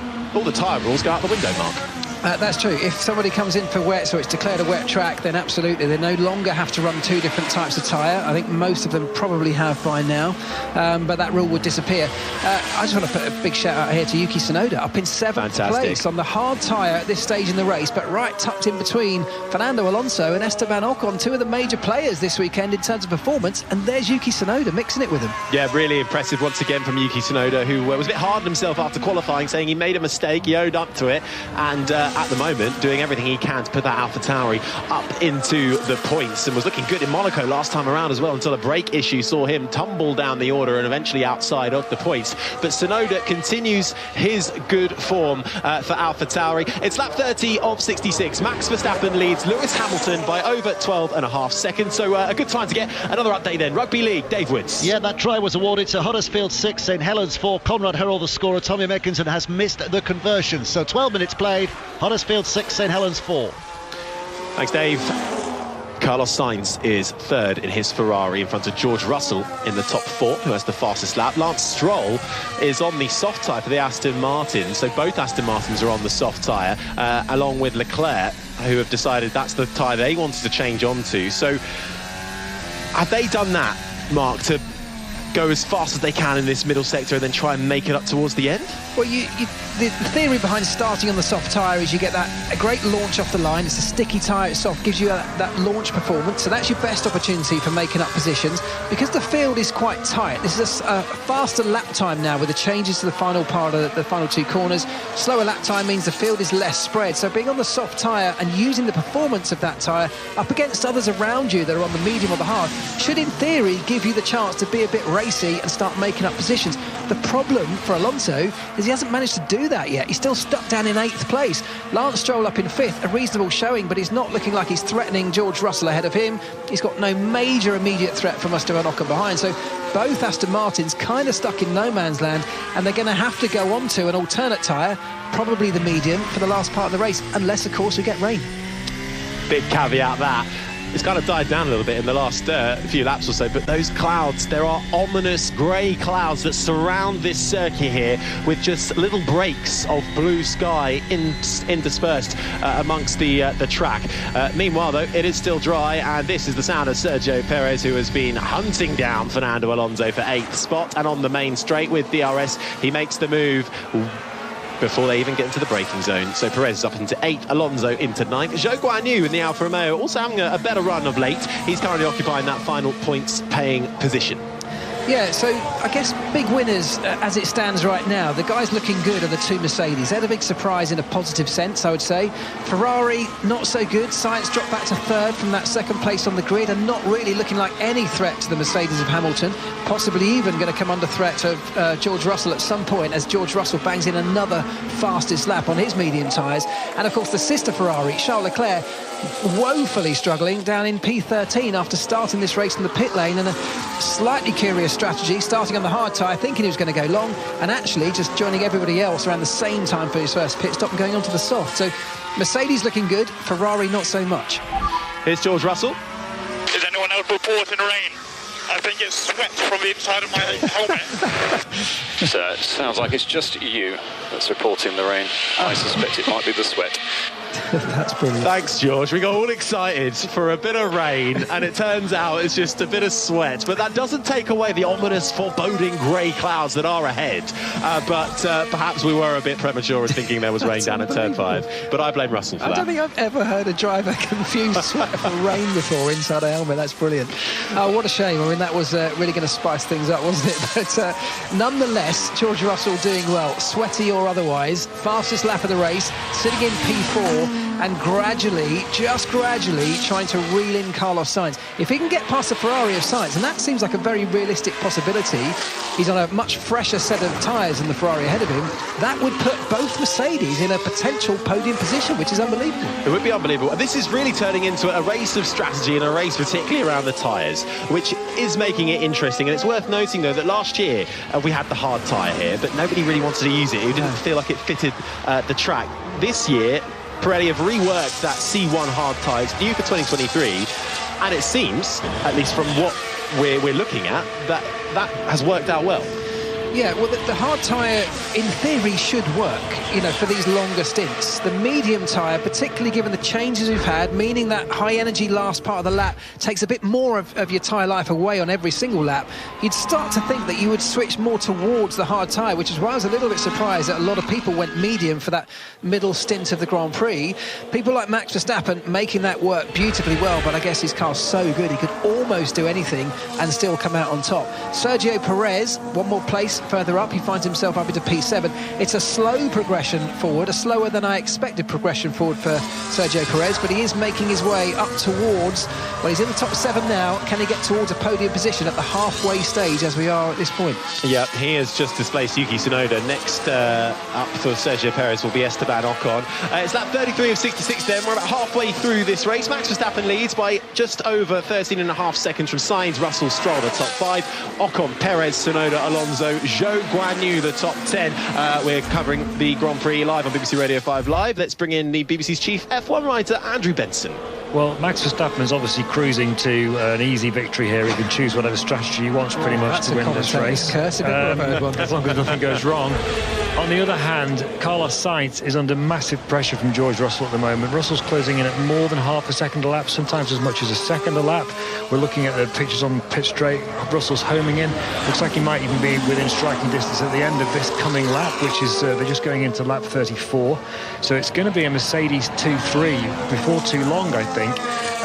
Just on the Mercedes upgrades, obviously, in one way, this is a good track to judge upgrades, but Mercedes did say in Monaco last weekend, don't get carried away if we're quick in Barcelona, because we were quick in Barcelona last year too, if you remember. It's just a track that suits our car. It'll take a few more races to really get a judge on whether these upgrades are good. Meanwhile, earlier I mentioned that I thought Fernando Alonso, I couldn't make my mind up whether he was struggling for pace or playing a canny game. Looks to me like he's struggling for pace at the moment. He's not making any inroads on Yuki Tsunoda's AlphaTauri. He's down in 9th place. And I wonder if that's a residue of the off he had in qualifying yesterday. They should have been able to repair the car, but maybe something's been missed. And I have the same thoughts about Charles Leclerc. He's having a terrible day. I did think it was a slightly odd choice to just swap out one back end for another back end when you don't know what's wrong with the car in the first place. I guess they did it for Leclerc's confidence, is what Jock Clear, the senior engineer at Ferrari, said. He can go into the race with confidence, knowing that we've changed out the back end. But it doesn't look like he's got much confidence at the moment, struggling down in 13th place. That's sandwiched between Pierre Gasly and Nick de Vries. So I think there's going to be a bit of a post-mortem at Ferrari. Here's Russell passing Sainz, Harry. Oh, the sound of George Russell down the inside of the Ferrari. The Spanish racer has to concede the place, but there was oh so nearly contact. Sainz just starting to tread over slightly into the inside lane where George Russell was, but they both make it cleanly through the corner. But the writing, as Andrew was indicating, was on the wall there for Carlos Sainz, with Russell on much younger tyres too, and that Mercedes seemingly proving very pacey around this Barcelona track. It is now a Mercedes 2-3 on the podium. Hamilton leads Russell, Sainz is in 4th. Sergio Perez got through on Ocon while we were talking, so he is now up into the top 5. Ocon, Alonso, Zhou Guan Yu is now 8th in front of Piastri and Gasly, because we've had pit stops for Yuki Yuki Tsunoda, and I think Lance Stroll just came out of the pits as well in the Aston Martin. So Lance Stroll going onto the hard tyre, which will now see him, I'm sure, to the end of that Grand Prix. So that should, in theory, be his last pit stop, and actually puts him in a pretty decent position. I mean, he's down in P13 right now, but everybody ahead of him will have to stop again. So actually, that the Aston Martin in the hands of Stroll, not doing a bad job today. I guess the big battle that we were all looking forward to today was really the battle between two titans of this sport, Mercedes versus Ferrari. Closely matched in terms of their overall performance over the last few years, battling out for titles, both bringing major upgrades over the last couple of weeks. But it's very clearly Mercedes on this particular track, at least in these conditions, coming out on top. Two Mercedes inside the top three, the Ferrari dropping backwards. Yep, but it's still Max Verstappen who has the edge on everybody. Solid work. Just solid. It was pretty good. It was pretty good, but unfortunately he's still got to recover from that is it sweat or rain remark. So he's still got a bit to do for us in the commentary box, at least for George Russell over the radio. It was a nice move. It gets him up to third place. Verstappen, as I was saying, does now have a 14-second lead over Hamilton and Russell, but it's Sainz and Perez at the top five. One of the Alpines has just come out of the pit lane. It's Esteban Ocon who has changed tyres. That puts him further down the field. He's gone onto the hards. His Sainz, meanwhile, Find the best way to beat Checo. Understood. Well, short and concise there from Carlos Sainz. Find the best way to beat Checo. Well, while Ferrari figure that out, we can head to back to the rugby and Dave Woods. St Helens have taken the lead, 10 points to 6 against Huddersfield. Mark Percival finishing off a slick handling move for St Helens. Their first real attack since their last try, Conrad Hurrell. But St Helens lead 10-6 against Huddersfield with 19 minutes of the first half remaining. Thanks, Dave. Lap 37 here for the Spanish Grand Prix of 66. Verstappen leads Hamilton, Russell, Sainz, Perez, Alonso, Zhou Guanyu, Oscar Piastri, Pierre Gasly and Charles Leclerc rounds out the top 10. Then it's De Vries, Stroll, Tsunoda, Ocon, Hulkenberg, the top 15. Bottas, Albon, Magnussen, Sargent and Norris, the top 20. But we are about to we are experiencing the order chopping and changing because more pit stops are happening at the moment. Zhou Guanyu in the Alfa Romeo has been running well this weekend, up into the points for most of this Grand Prix so far. He comes into the pits. That's the screeching you can hear of the Alfa Romeo making its way back into the fast lane and out onto the track. 3.7 second stop, bit slow. That was an interesting question, wasn't it, from Carlos Sainz, clearly looking in his mirrors, seeing Sergio Perez in the Red Bull closing in. Sergio Perez, of course, started way back outside the top 10, or in P10, I think, after the penalties. But Sergio Perez winding his way through the field, having just made one stop. Now on the hard tyre, potentially able to get to the end of this Grand Prix. He's closing in on Carlos Sainz on the medium tyre, having made his stop. Sainz can make another stop, but he's asking the question, what can I do to beat Perez? He's looking backwards. He's not looking forwards at the Mercedes. He's not thinking, how can I beat Russell? How can I beat Hamilton? How can I protect this fourth place against Sergio Perez? And I think, Carlos Sainz, the only way to answer that is get yourself in a Red Bull, mate, because that car is coming at you fast. And from the performance I've seen so far today from Ferrari, I don't think they've got anything to match it. No, 6.4 seconds is the gap between Carlos Sainz and Sergio Perez. Let's try and bring you up to speed with a little bit of what's happened so far. From pole position, Max Verstappen has led this race and every single lap of it. He started on the medium compound of tyre and has already has made one stop onto the hards. His Bottas. Okay, Albon, Magnussen behind. Yep, I'm still it down. Thank you. And that's Bottas with a nice bit of teamwork going on at Alfa Romeo. He's let his teammate Zhou Guanyu through, who is fighting for points right now. Albon and Magnussen fast approaching the back of Bottas. His job, a bit of a sacrificial lamb there to hold them up and let Zhou Guanyu escape up the road as quick as he can. But Magnussen is trying and having a little look down the inside of Bottas as they head into turn one. That's over 15th, 16th, 17th position. But once the pit stops play out, imagine Zhou Guanyu will shuffle up the order slightly. Lando Norris, if you're wondering where he is in the McLaren, he's down in 18th. That's because he came in on at the end of lap one for a front wing change after damage sustained with contact with Lewis Hamilton going into turn one. That has put him out of play really for this race. Charles Leclerc started from the pit lane after a very, very poor qualifying. They've changed the rear end of that car. He's currently in 9th. Should have to make another stop though. He's on the soft tyre at the moment. And the likes of Sergio Perez, who also started outside the top 10. As we were discussing, he is rapidly closing in on Carlos Sainz for 4th at the moment. About 5 seconds between them now, but it's Verstappen with a 15.5-second lead from Hamilton, Russell, Sainz, Perez, the top 5. Got a feel for Bottas, haven't you? It's reminiscent of his Mercedes days. He's being asked to play the team game and hold up people behind while his teammate disappears up the road. So that's a difficult one for him to play at this stage in his career. But yeah, up front, Perez now closing in rapidly. So he's on a hard tyre. Carlos Sainz on a medium tyre, in theory faster. Yes, he's done a few more laps on it, but that hard tyre of Perez working really well on the Red Bull, and he's got a faster car, we know that, but he's closing in rapidly. That question that came from Carlos, what can we do to beat Sergio?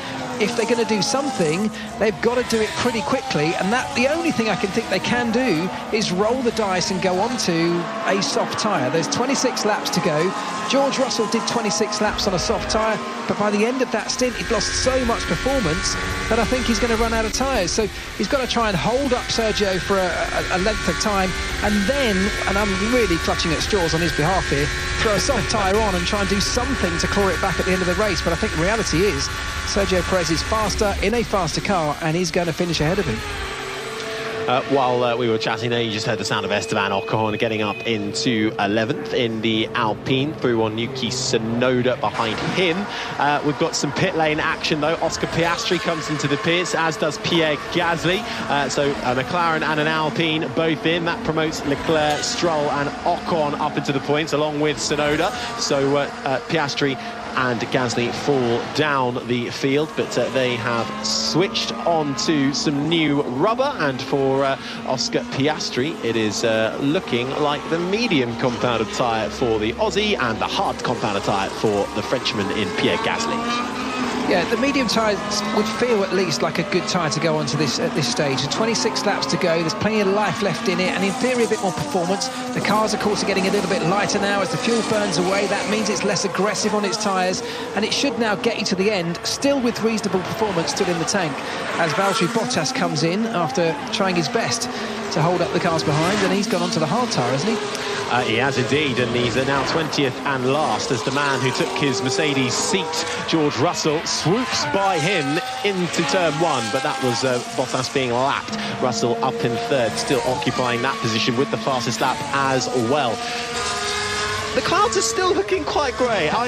Is it clutching at straws? I don't know, but they are still looking very grey, and the wind direction here can change quite quickly in Barcelona. So suddenly, or you could have some heavy grey clouds over the circuit, bringing that bit of rain, maybe. I love what you're trying to do there. Yeah. The bigger question is, how sweaty is George Russell? Confusing sweat on the inside of his visor for rain earlier in this Grand Prix, so much of our never trust a George Russell weather prediction weather report. Can we just spare a moment to talk about Max Verstappen? We've hardly talked about him all race, but he's 15.5 seconds out in front of this Grand Prix at the moment, ahead of Lewis Hamilton. Nobody can match him, and I do feel like he gets quite a lot of grief recently about just how quick and dominant they are in this sport. Let's just take our hats off for a moment to that team and that driver, because they are doing an unbelievable job, not only creating an amazing car, they've got a brilliant driver who rarely puts a foot wrong, but operationally they're also pretty exceptional. I mean, they have, with the advantage that a great car brings, of course, you get a few more options, but they barely put a foot wrong, and that's why they're so far ahead in this championship. No, completely. And 15.8 seconds the gap to Hamilton, then Verstappen is. This is the sound of Carlos Sainz screeching away from the pit lane after another pit stop. He came in on the mediums, and did you see what tyre he was going to go out on? Yeah, he went onto the hard tyre, which is a curious one, because that doesn't give you performance, it gives you longevity, which we don't need in quite the same degree at this point in the race, with 42 laps out of 66 gone. It drops him now back behind Alonso.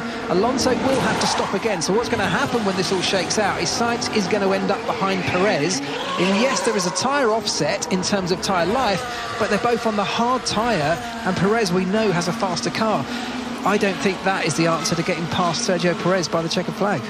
No, Charles Leclerc comes into the pits and is quickly back out again, and he's just about to feed in front of Nick De Vries and Kevin Magnussen, who are furiously battling over 15th and 16th down into turn 1. De Vries getting the better of Magnussen on that occasion, but if Leclerc is not careful here, they might get him too, because he's going to be on much colder tyres. But Charles Leclerc is able to stay in front for the time being, but he has tumbled down the order. 14th he holds the hard tyre. So it's really been a bit of nothing from Ferrari and Leclerc, I hate to say it, from the pit lane, and we're lap 43 of 66 and he's only 14th. There's not much more to say, is there? It's just really disappointing, and Ferrari's got to ask, I mean, if they haven't already, they've got to start asking big questions. Here's Verstappen. Okay, Max, thoughts on this tyre? Oh, not amazing. Let's see a few more laps. I struggle a lot with under braking. The front is overheating. So there you go, something going on inside the cockpit of Verstappen's car. We thought he was just driving around in absolute silence with nothing much to think about, but he has got his own challenges going on. He's got such a gap now, though, nearly 16 seconds, that give it a few more laps and he'll actually have a completely free pit stop and be able to come out in front if he wants to. I can very much see him throwing a soft tyre on towards the end and going for that all-important, I mean, is it all-important, a fastest lap point? But you know how much he likes it, so I can see that happening, just if nothing else, to get rid of the hard tyre. But interesting that he doesn't like the hard tyre. His teammate Sergio Perez is also on that same tyre, having just made the same strategy, one stop at this point. And we talk about that battle between Perez and Sainz, now on the same tyre, that much younger tyre with Sainz. If it's not a particularly good tyre, if it's not working very well, come the end of the race, are we going to see a few people struggling? Quite possibly. Well, it's lap 44 of 66, and it is indeed Verstappen who leads. 16 seconds now, the gap between himself and Lewis Hamilton in second, and George Russell is third. Perez, Alonso the top 5, Sainz, Stroll, Ocon, Tsunoda, and Zhou Guanyu the top 10. Hulkenberg, Piastri, Gasly, Leclerc, De Vries the top 15. Norris, Albon, Sargent, Magnussen, and Bottas 20th and last. And actually, I do just think he deserves a little bit of a shout out. Zhou Guanyu has had one of his better races, it must be said. He's been doing some brilliant overtakes. He's looked very quick in that Alfa Romeo, all through qualifying. At one point, it really looked like he might get through into Q3. And when we have a field spread that is as tight as it is in 2023, when you exclude Red Bull, it's been, I think, a fairly impressive showing from the Chinese racer. Yeah, agreed. I think him and Yuki Tsunoda both doing very well for their respective teams right now, in 9th and 10th respectively. But yeah, you're right. It's Zhou Guanyu, the lead driver of that team this weekend, unquestionably. Yeah, well, he's looking for his second points finish of the season. Managed to finish 9th back in Australia, hoping for more. It's not been too good a run for Alfa Romeo either, with Valtteri Bottas's only points score at the moment, courtesy of an 8th place position way back in Bahrain in round 1. Let's see if Zhou Guanyu can hang on to a point or so over the next 20 or so laps that we have remaining of this race. But Mercedes will be well and truly buoyed by this, even though they might say it's track specific. A double podium is still a double podium if they can hang on to it, with Hamilton in second and Russell in third, as Fernando Alonso pits from 5th. That should allow Carlos Sainz back through, and indeed it does so. Sainz comes in and he gets rid of his soft tyres, and on go. I think that's the hard rubber for the Spaniard. Yeah, I'm surprised that he went so long, Fernando Alonso, on that middle stint on the soft tyre. It feels like he must have been losing performance. I haven't been monitoring his specific lap times that closely, but it feels like it was a long stint on the soft tyre in the middle part of the race, when he could have probably stopped a little bit earlier. He's on the hard tyre now, so that'll get him all the way to the end with plenty of life left in the tyre. We've got 20 laps to go.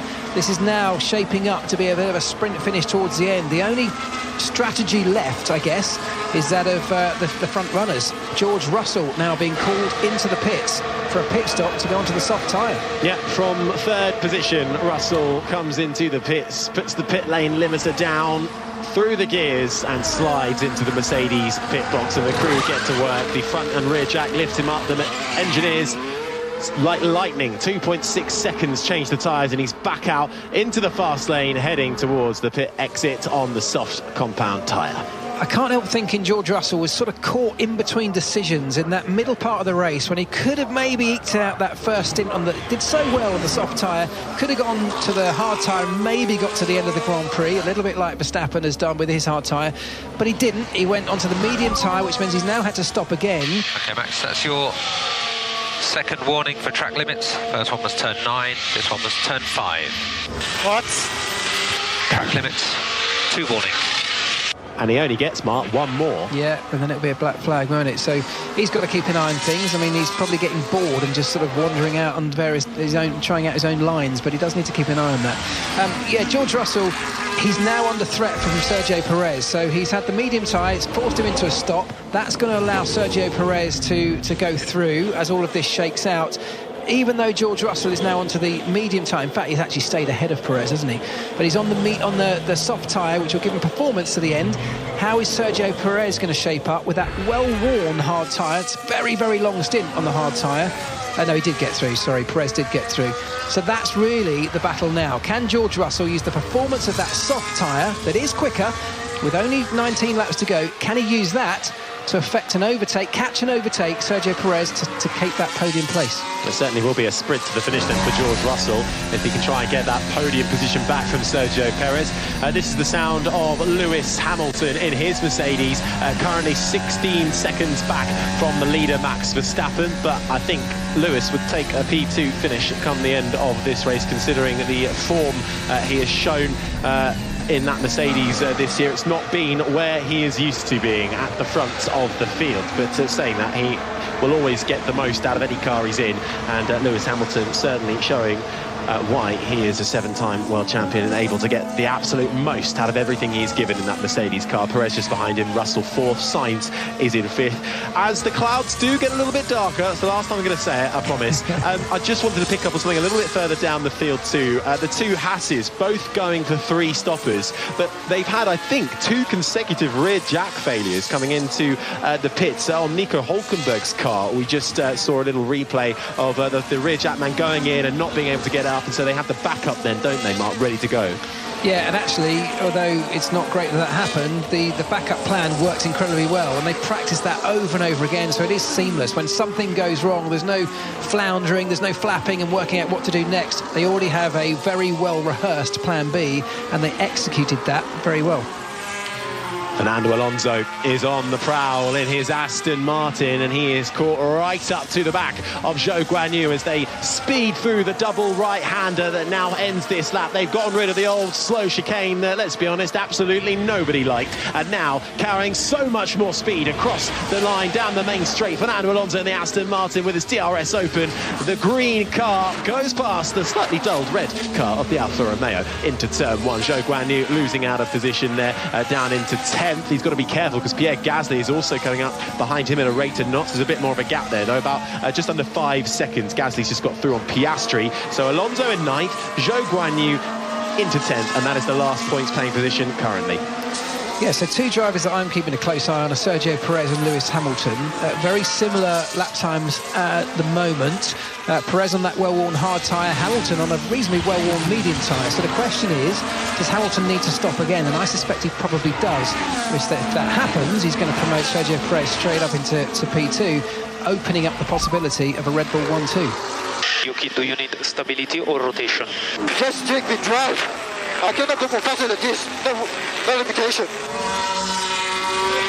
So that's Yuki Tsunoda then, who is coming under pressure from Fernando Alonso over P8 right now. He's looking for more drive, while the team are asking him if he wants 2 other different things. Lap 49 of 66, Verstappen leads, Hamilton, Perez, Russell, Sainz, Stroll, Ocon, Tsunoda, Alonso, Zhou Guanyu. This is live coverage of the Spanish Grand Prix with myself, Harry Benjamin. Alongside me is the former McLaren mechanic, Mark Priestley, as that is the sound of Fernando Alonso, who does get through on Yuki Tsunoda, heading down into turn 1. And we're also joined by the BBC's chief F1 writer, Andrew Benson. Yeah, so I think Yuki Tsunoda was obviously getting a bit tense there because he saw Fernando Alonso homing in on him in his mirrors, and he's just blasted past on the straight. Now, Mark was saying keep an eye on Lewis Hamilton. I think keep an eye on Fernando Alonso as well, because he's got a big tyre offset against 2 of the drivers in front of him. He's only 3 seconds behind Esteban Ocon in the Alpine, but he's got a 10-lap fresher tyres, and Lance Stroll, his Aston Martin teammate, is he's a fair bit ahead of Ocon there. He's only another 3 seconds ahead of Ocon, and he's also. Catch him at this rate, but I can turn it up. But you need to tell me when. Yeah, we will catch him very quickly at this rate. So that's Russell catching Perez on his fresh tyres. We've got Alonso homing in on Ocon, I think, to possibly pass him next on the straight in just a second. And then he's got his teammate Lance Stroll just 3 seconds ahead of him, so keep an eye on him too. Well, we're getting into the closing stages of this Spanish Grand Prix. We've also got coverage of the French Open 4th round. Novak Djokovic playing over on 5 Sports Extra. But right here on BBC Radio 5 Live, we are on lap 50 of 66 for the Spanish Grand Prix. It's Max Verstappen who leads from Lewis Hamilton and Sergio Perez, the top 3, Mark. And I think we've just got the answer to that question about Hamilton versus Perez. Perez dropping away. So Perez losing lap time now, and his team considering a stop. Hamilton now having to protect against that undercut perhaps, and making a stop themselves. So Hamilton on his way in. He can take whatever he wants now. He's only got, 15 laps to get to the end of this Grand Prix. Whatever his preferred tyre is, he can take it. Sergio Perez, I suspect, will cover him off. Here's Lewis Hamilton, then the sound you're hearing is the 7-time champion screeching out of the pit lane. He goes back onto the soft rubber. Sergio Perez also coming in the Red Bull here. So Hamilton into the pits, followed a few seconds later by the Red Bull. Hamilton should come out and maintain that second spot as George Russell, his teammate, comes steaming down the main straight. Russell will certainly get through on Sergio Perez, and he does so. So the order: Hamilton out in second, Russell third. Perez will come out here on the pit lane entry, and he can't. Sainz swoops by him down the main straight, so the Ferrari is up into 4th. It's just like these hard tires have no grip, just sliding everywhere. Understood. Well, he's got nearly a 40-second gap, so if Max Verstappen wants to come into the pits, he can absolutely do that with a suspected 22-second lost time, and nearly contact between Fernando Alonso and the Aston Martin, and the Alpine of Esteban Ocon going down the main straight. Alonso trying to get through on the Alpine. Ocon changing positions very late in the day. They cut across the pit lane exit, and they both live to fight another day. Alonso skates through up into 7th. Ocon has to fall down into 8th, but that was mightily close. Let's not forget there was some bad blood between those two when they were teammates at Alpine last year. Alonso got very upset about Esteban Ocon's, as he saw it, overzealous defence on a number of occasions when they were teammates. He will not have been impressed by that, I don't think. Do you know what? This race is coming alive, because the best races are when you get a mixture of strategies that all tend to converge in the dying moments of a Grand Prix, and that's exactly what we've got here. We've got the Red Bull of Sergio Perez versus the Mercedes of George Russell, both on brand new soft tyres. A lead for Russell, of course, but a much faster car in the hands of Sergio Perez. We've got Carlos Sainz just in amongst that battle on with a Ferrari that's been floundering to some extent, and we've got a Fernando Alonso who's charging through the field, having the time of his life. Here we go then. We're going to have a sprint to the finish from multiple positions here. You can hear the cheering in the background as Alonso got through on Ocon and Sainz got through on Perez, courtesy of Perez coming out of the pit lane. Just going back to that overtake, Andrew, between Ocon and Perez, do you think Ocon and Alonso, do you think there might be a penalty coming Ocon's way for that? No, I think it was probably just about okay, but I don't think Alonso will be impressed as Verstappen comes in for a sort of security pit stop to get off those hard tyres he doesn't like. Just on the Aston Martin Alonso situation, we're now heading into a really interesting position, because it's his teammate Lance Stroll and Alonso coming up behind him with a lot more pace, but there's no one else that Alonso can really chase down, because the guy ahead of Stroll is Perez in a Red Bull, who Alonso's not going to get. Now, Lance Stroll is the son of Lawrence Stroll, who owns the team. Is Lawrence really going to want Alonso to pass his son? Come on, what's going to happen? Can he let's see. It's a long straight down to turn 1. I think there's no way that Lawrence Stroll is going to be able to keep Fernando behind him, team orders or otherwise. To introduce team orders, I think, would be actually really quite controversial at this point. Well, it's the first test of harmony, potentially. Let's find out. Yeah. Potentially. I wonder if the Spanish racer on home soil will even care what is said to him over the radio. We wait to find out. The writing on the wall, I'm afraid to say it, for Carlos Sainz has been and gone, as Sergio Perez in the Red Bull under DRS with a bit of toe down into turn 1, has made his way past Sainz in the Ferrari. The Red Bull gets up into 4th spot. Perez also has the fastest lap at the moment. He'll get the extra bonus point for that if he can hold on to it till the end of the race. But his teammate Max Verstappen might well nick it off him, having just come in for a fresh set of soft tyres. We have plenty of gap to do so. As Andrew mentioned, it was a bit of a security stop anyway, just to get rid of his previous set of tyres. And this is the sound of Perez swooping down the inside of Sainz and up into 4th position. It's Verstappen who leads Hamilton, Russell the top 3, Sainz, Perez, Sainz, apologies, Stroll the top 6, Alonso, Ocon, Tsunoda and Zhou Guanyu the top 10 and last of the point scorers. So 8.5 seconds then, Sergio Perez has got to close down George Russell. They both came in on the same lap for fresh, in fact they weren't brand new tyres. In fact, Sergio Perez may have had a fresh set of brand new tyres. Verstappen I know didn't, but both soft tyres on the Red Bull and on the Mercedes. Same tyre life on both. It's a straight run to the finish and there are 8 seconds between them. But I think Sergio Perez, already with the fastest lap on those tyres now, going to start to hunt him down very quickly. Can he disrupt that Mercedes podium? Further back, Lando Norris in the McLaren, who started 3rd. You may be wondering what happened to him. He had a bit of contact with Lewis Hamilton into turn 1 on lap 1, had to come in for a front wing change, and that really put an end to his race. He's down in 19th at the moment. Logan Sargent started from the pit lane. He's the only guy ahead of him in 18th. Then Charles Leclerc, also a starter from the pit lane. Ferrari having changed the rear end of that car after a disaster qualifying. Leclerc only up into 12th spot. It has not been a good weekend for the Monegasque racer, while his teammate is up in the top 5. And as we mentioned, Sergio Perez started in 11th and is up into 4th. Can he disrupt that Mercedes podium and make amends for 2 poor qualifyings on the trot? Firstly in Monaco and secondly here in Barcelona. Well, it's lap 55 of 66, so just about 10 or so laps to go. He's running out of time to do it. The gap between them is 7.5 seconds. Yeah, chasing him down. But just thinking back to the very first lap, the opening corners of this race, that coming together between Hamilton and Lando Norris, and just look at the 2 fortunes of both of those drivers. Hamilton got away with that, so close to it being a puncher where the 2 cars made contact. Hamilton now in 2nd place. Lando Norris, who did get the damage to his front wing, 2nd last.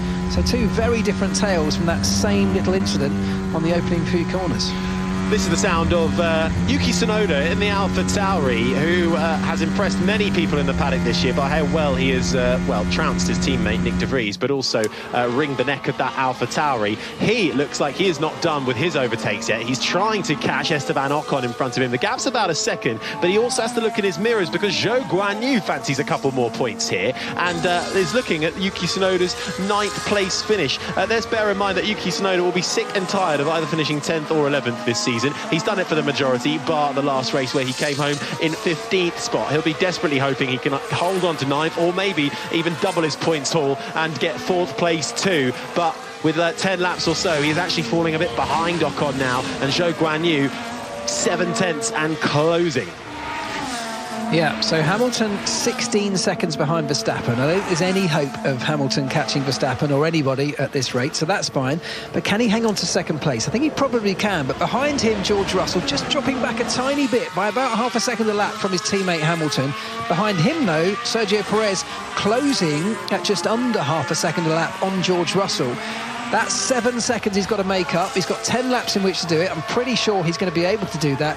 I think the question of getting Hamilton, I think, is probably a bit of a stretch too far for Sergio Perez. And you've got to say, with a Red Bull that's as good as we see it is in the hands of Verstappen, anything other than 2nd place for the sister Red Bull got to be seen as not a great result, is it? Further back down the field, it is Yuki Tsunoda and Zhou Guanyu who still go toe-to-toe as Yuki Tsunoda breaks into turn 1. Side by side, there's a plume of dust that comes from his brakes. Zhou Guanyu is edged out and has to take to the runoff, and now there is a new layout in that runoff there at turn 1 where they have to follow the little escape road and go behind the bollard. I didn't see if Zhou Guanyu did that, but he didn't gain any kind of advantage. He stays where he is. We're riding on board with Zhou Guanyu now. That's the sound you can hear on the Alfa Romeo. He's being forced the outside. Tsunoda quite rough there. He pushed me off, man. I mean, he did kind of push him off there. Zhou Guanyu did go around the bollard, so that should all be fine. But Tsunoda was quite aggressive with that defensive there, I think it's fair to say. Yeah, it's a high-speed turn one, isn't it? The right-hander of turn one. You just come down off a heavy braking zone from a very fast straight, and then it's reasonably high speed going through there, and you're right on the limit. And the tiniest twitch from the car on the inside can really freak out the car on the outside, and that's exactly what happened. Having to respond, and of course that took him way off into the runoff area. I wonder if Tsunoda has got problems with his brakes again as well, because under braking you can just see a little bit of black dust that's being spewed out, and he had brake problems in Monaco as well, which forced him to tumble down the field. We can see if he has that same issue coming into turn one again. He's not having to be as defensive this time because Zhou Guanyu was backed off on that last lap. But while they've been fighting, Tsunoda has now fallen to nearly 2 seconds behind Esteban Ocon, so Ocon has kind of gotten away with it up in 8th. It's Verstappen leads, 17.5 seconds to Hamilton, then it's Russell, the top 3. Perez is 4th, Sainz is 5th, then it's Stroll, Alonso, Ocon is in 8th, then comes Tsunoda and Zhou Guanyu in the top 10. Gasly is 11th in front of Leclerc. Piastri and De Vries embroiled in a nice little fight that's developing in the closing stages over 13th and 14th. Nico Hülkenberg rounds out the top 15. Albon, Magnussen, Norris, Sargent, Bottas the top 20, and that means, Mark Priestley, that we have had no retirements once again in a Grand Prix in 2023. No, mate, there's still a few laps to go. Anything can happen, you know that. I was with Mika Hakkinen here back in, when was it, 2000? That's a nice name drop. Leading the race by many seconds when we had a catastrophic failure on the car and he ended up not finishing. So, and that was on the last lap of the Grand Prix. So anything can happen, even with, 7-8 laps to go?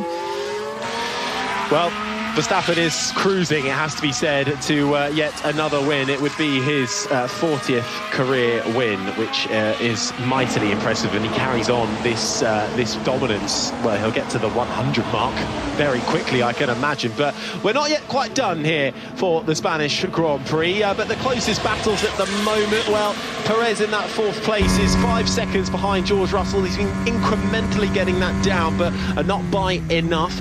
This is the sound of Nick De Vries in the AlphaTauri, who has a big snap going into turn 1, nearly loses the rear, has to correct it. He does so indeed, but he's chasing down Oscar Piastri in the McLaren. That's over 13th and 14th. Yeah, and we're going to get shortly an answer to that question about the 2 Aston Martins, because Fernando Alonso, 1.4 seconds now, just behind his teammate Lance Stroll, nearly edging towards 1.3 seconds now, edging towards a DRS pass into turn 1 potentially. Well, also something to think about as well that just flashed up on our timing screens there. Max Verstappen earlier on was warned for his track limits violations. He's done 2 of them. He got a 3rd one by the looks of it and was given a black and white flag. Now that's your final, your last warning that you're allowed, isn't it? Here he is.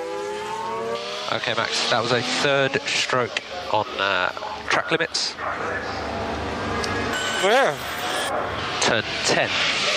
You've now been given the black and white flag. You are 18 seconds ahead of Hamilton. No risks required, Max. Almost on cue. It's like they knew we were talking about him.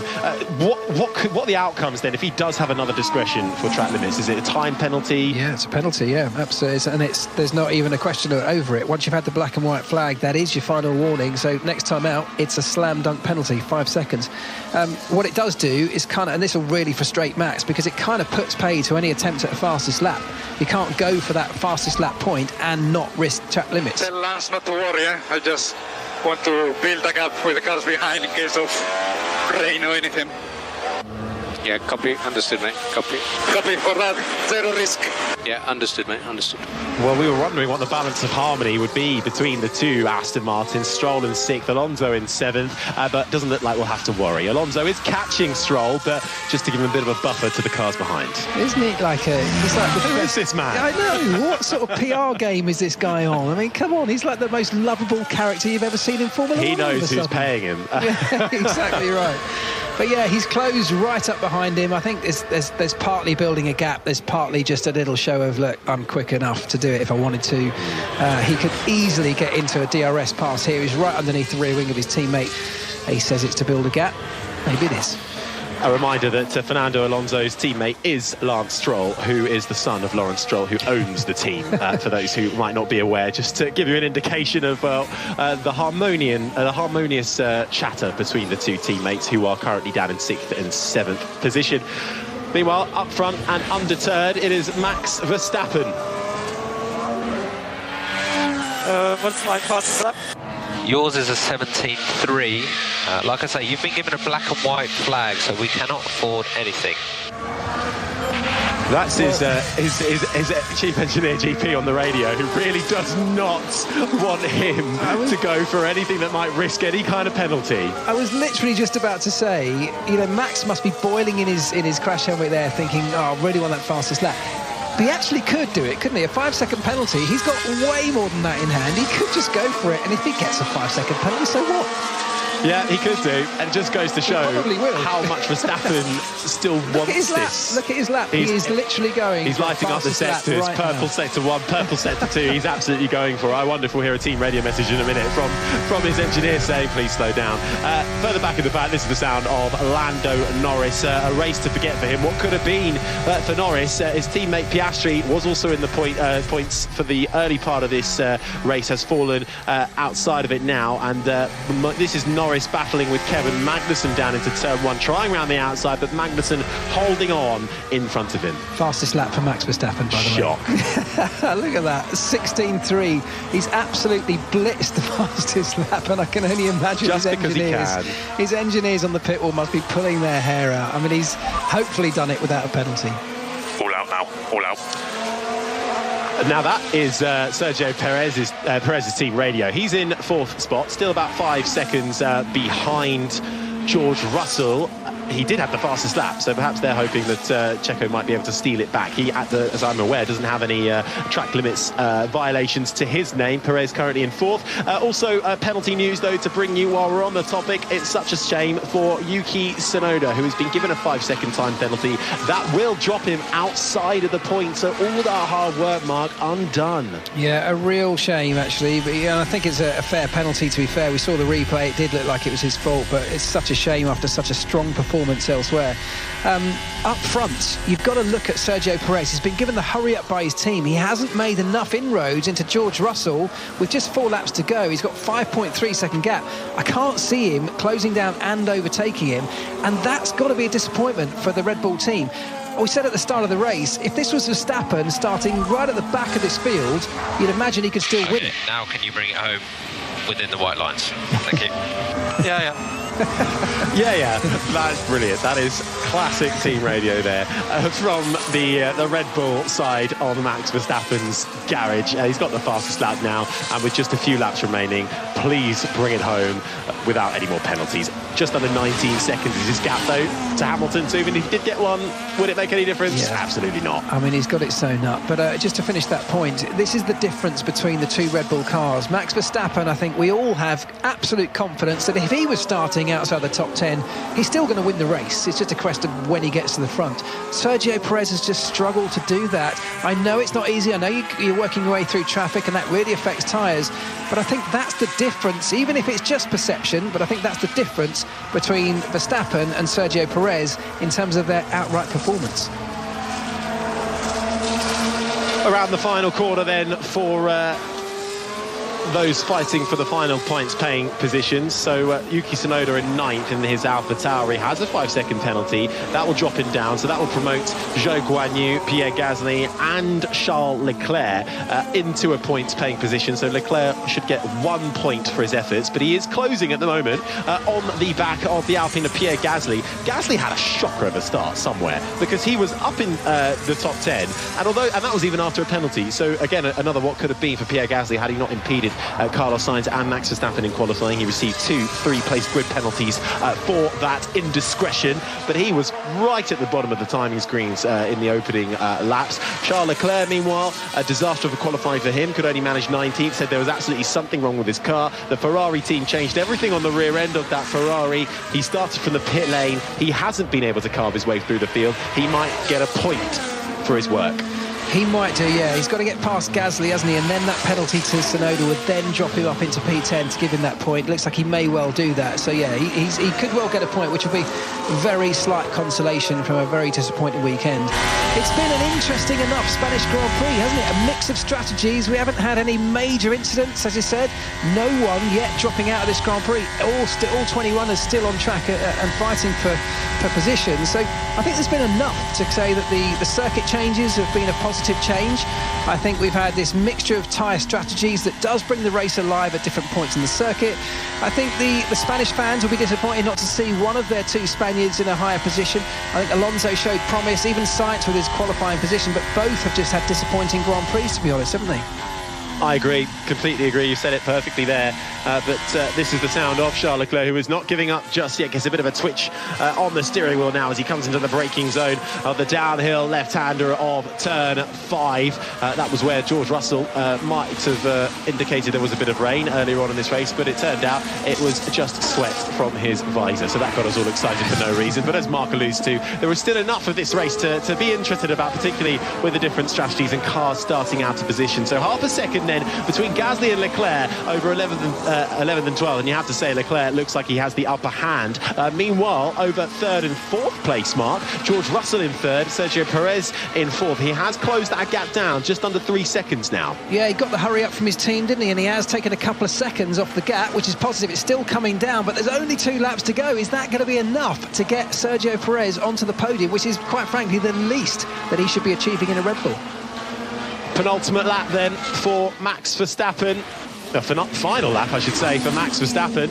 21 seconds his gap over Hamilton, Russell, Perez and Sainz, but the day is not quite done yet.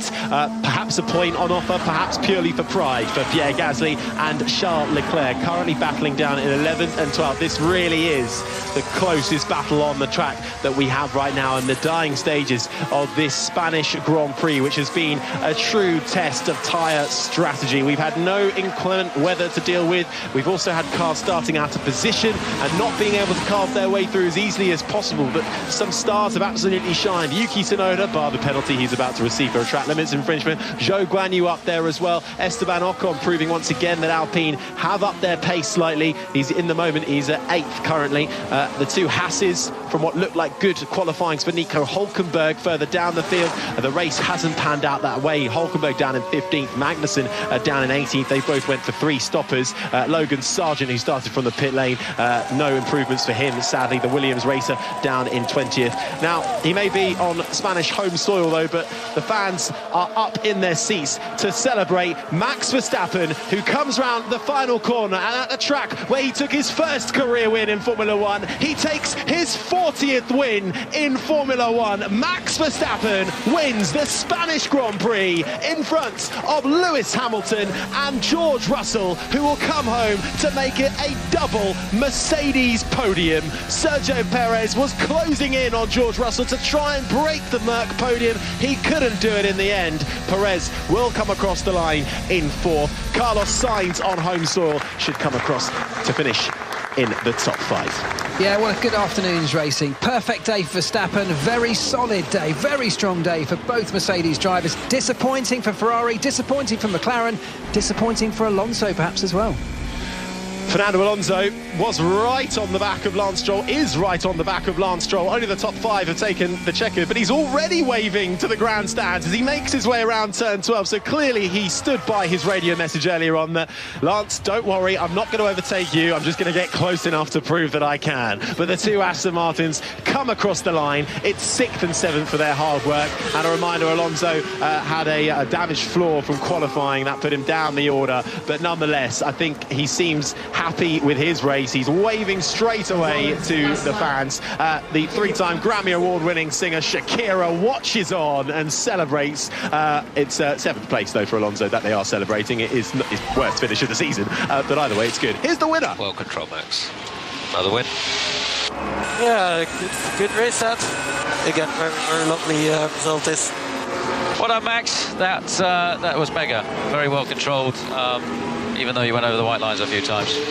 Yeah, just within the limit. No, very well done, very well controlled. Masterclass.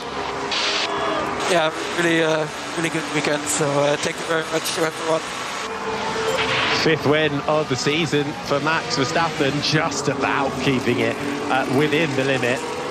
Nobody, Mark, can stop this man. I think we will look back on these days and go, Max Verstappen is one of the all-time greats. Max Verstappen and the Red Bull team, I would say, you know, they're executing perfectly. That was a masterclass. It was a masterclass in terms of strategy, although they had plenty of options. They could almost do anything, but they executed perfectly.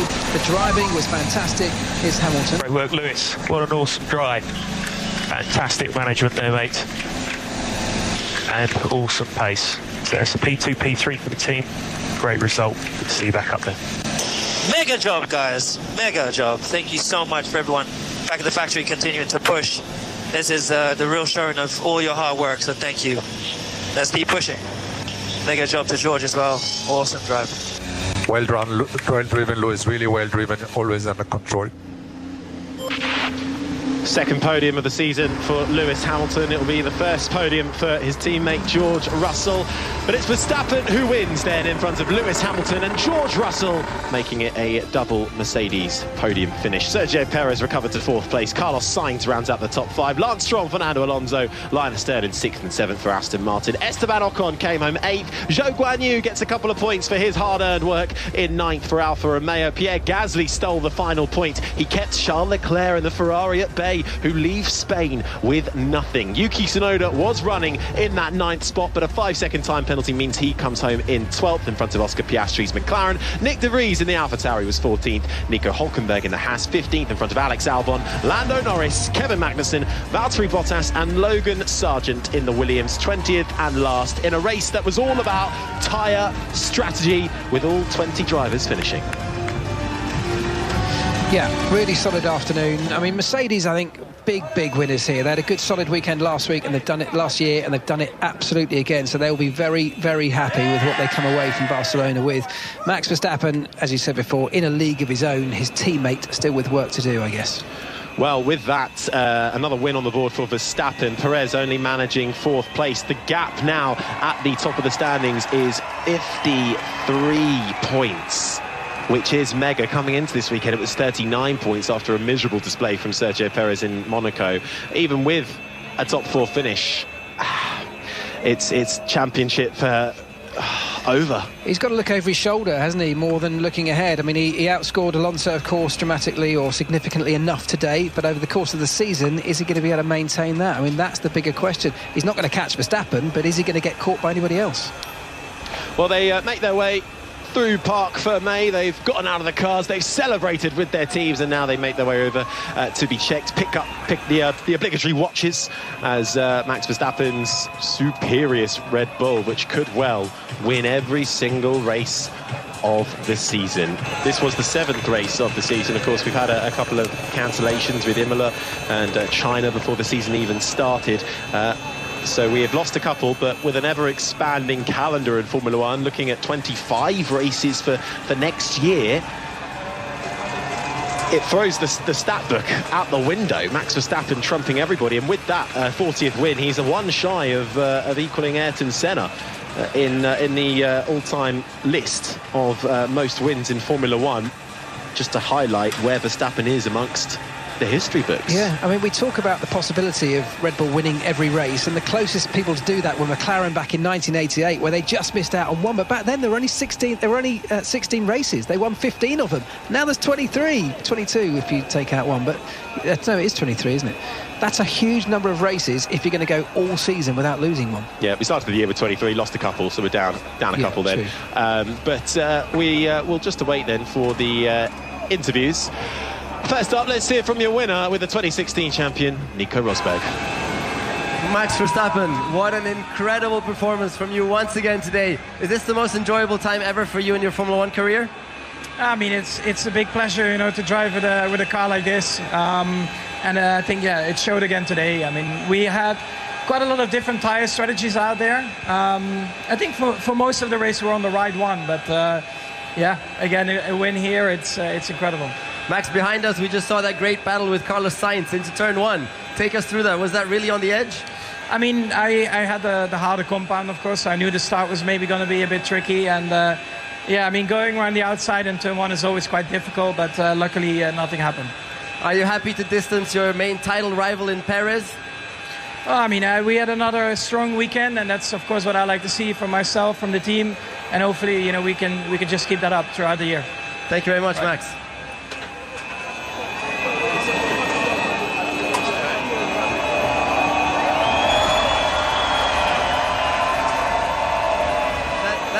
Crowd is really cheering for you there. That's nice to see here in Spain. That seemed to be an awesome performance from you, right? Did it feel good?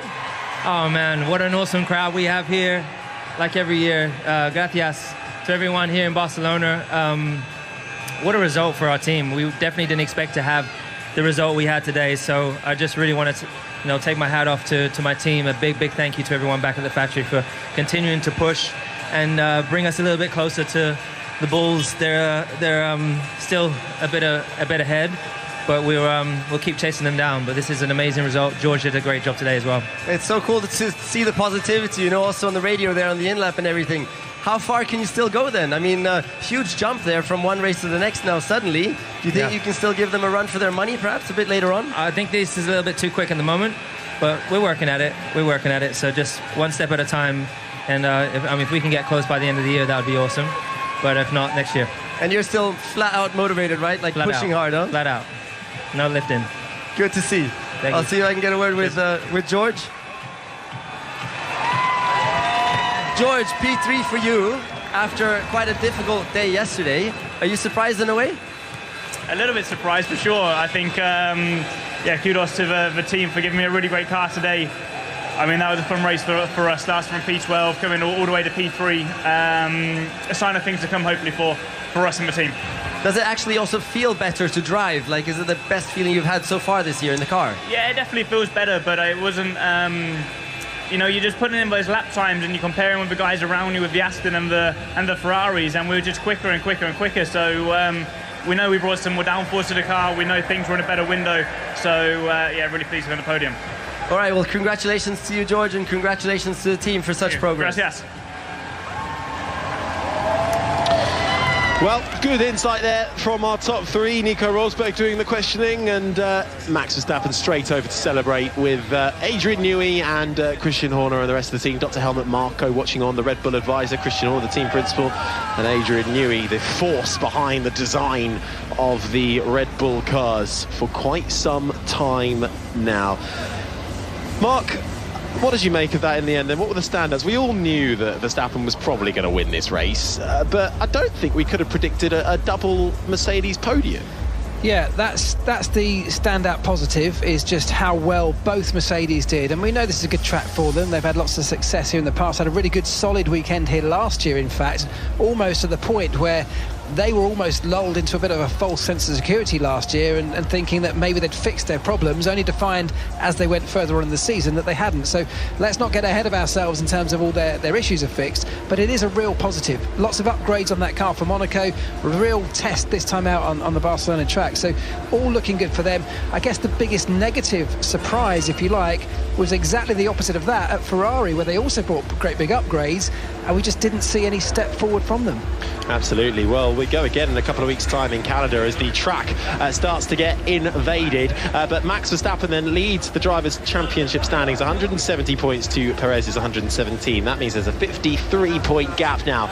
Alonso is third, Hamilton fourth, and Russell is fifth. The two Ferraris, Linus third and sixth and seventh. With that double podium finish, Mercedes move ahead in the Constructors to second place in front of Aston Martin. Red Bull still raging away with it at the front, 287 points to their name.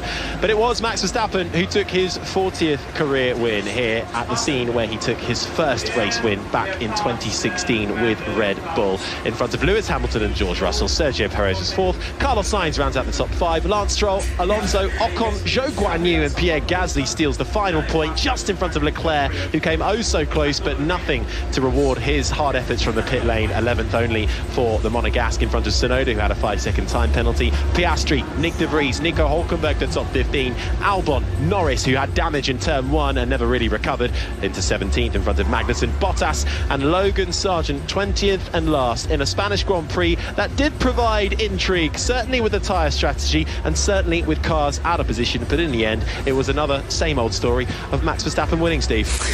No home glory for the Spanish then at the Spanish Grand Prix. There might be some Spanish joy in the tennis later on this afternoon, though. We're going to bring you full commentary in around about 15-20 minutes time of Carlos Alcaraz, the world number 1, against Lorenzo Musetti of Italy at the French Open at Roland Garros. Just to tell you, in the last few moments, Novak Djokovic has booked his place in the quarterfinals, beating the Peruvian Juan Pablo Varillas in straight sets. We'll be back on the clay at Roland Garros shortly, but let's wrap up the Spanish Grand Prix first of all with Harry Benjamin and Mark Priestley. Harry, when he was on his team radio then at the end of the race, he laughed Max Verstappen and said, yes, just within the limits, which could really be the title of his autobiography. It's where he lives, isn't it? It's where he thrives.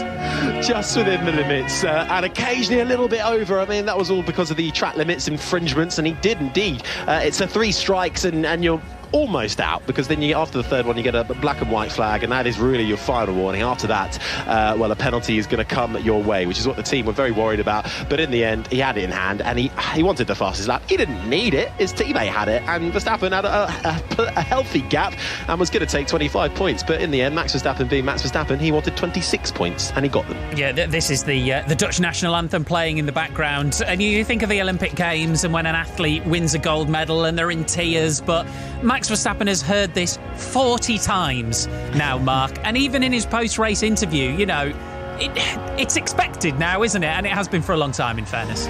Well, it is expected, but this is a result of the hard work of a lot of people, 800 or so people working behind the scenes to give him and the team this opportunity. And I think I said this earlier on in the broadcast, you've got to take your hats off to them. They, the outside world are looking on thinking, I wish someone else could just win. But actually, the team have just done an incredible job. And what this proves, this is the standard for everyone else to match. He's not done something that's outrageous, that's given him an advantage over everybody else. It's everybody else that now needs to step up and do the job that Red Bull have been doing. That's what Formula One needs. It doesn't need to peg Max Verstappen back. It needs the others to do a good enough job to match. This is the end, of course, of the Austrian national anthem for the constructors for Red Bull, who continue to be absolutely dominant. Christian Horner, the team principal, looking on with that sort of wry smile, which is always on his face, I think, from next to the podium. I think, Harry, it said quite a lot that Lewis Hamilton sounded happier to be second than Max Verstappen sounded to be first. That tells you the gap that they've got to work on. Yeah, well, I always wonder if you're somebody like Max Verstappen, do you get a bit bored of winning all the time? But maybe that's why I'm not a Formula One driver. Lewis Hamilton, of course, previously hugely dominant, and now the fire reignited, perhaps, in that Mercedes. It looks like they've now got a much better baseline, especially with the introduction of a new concept in car in Monaco. They get the full beam of it here in Barcelona, which is a track they're also used to. Copious amounts of testing around here, and to deliver a second and a third place for George Russell, who, remember, started outside of the top 10 and carved his way through the field. Although Mercedes say it's good, we go around well here, it's track specific. That's going to be good for the rest of the season, I think, for the team Mercedes. Thank you very much, guys. Great stuff. Max Verstappen has the gold medal round his neck then as he just repositions his cap, and he can go and celebrate victory yet again in this Formula One season. He is very much on course for another World Championship. Of course, that would be his third. Right, our focus is turning now to the French Open tennis at Roland.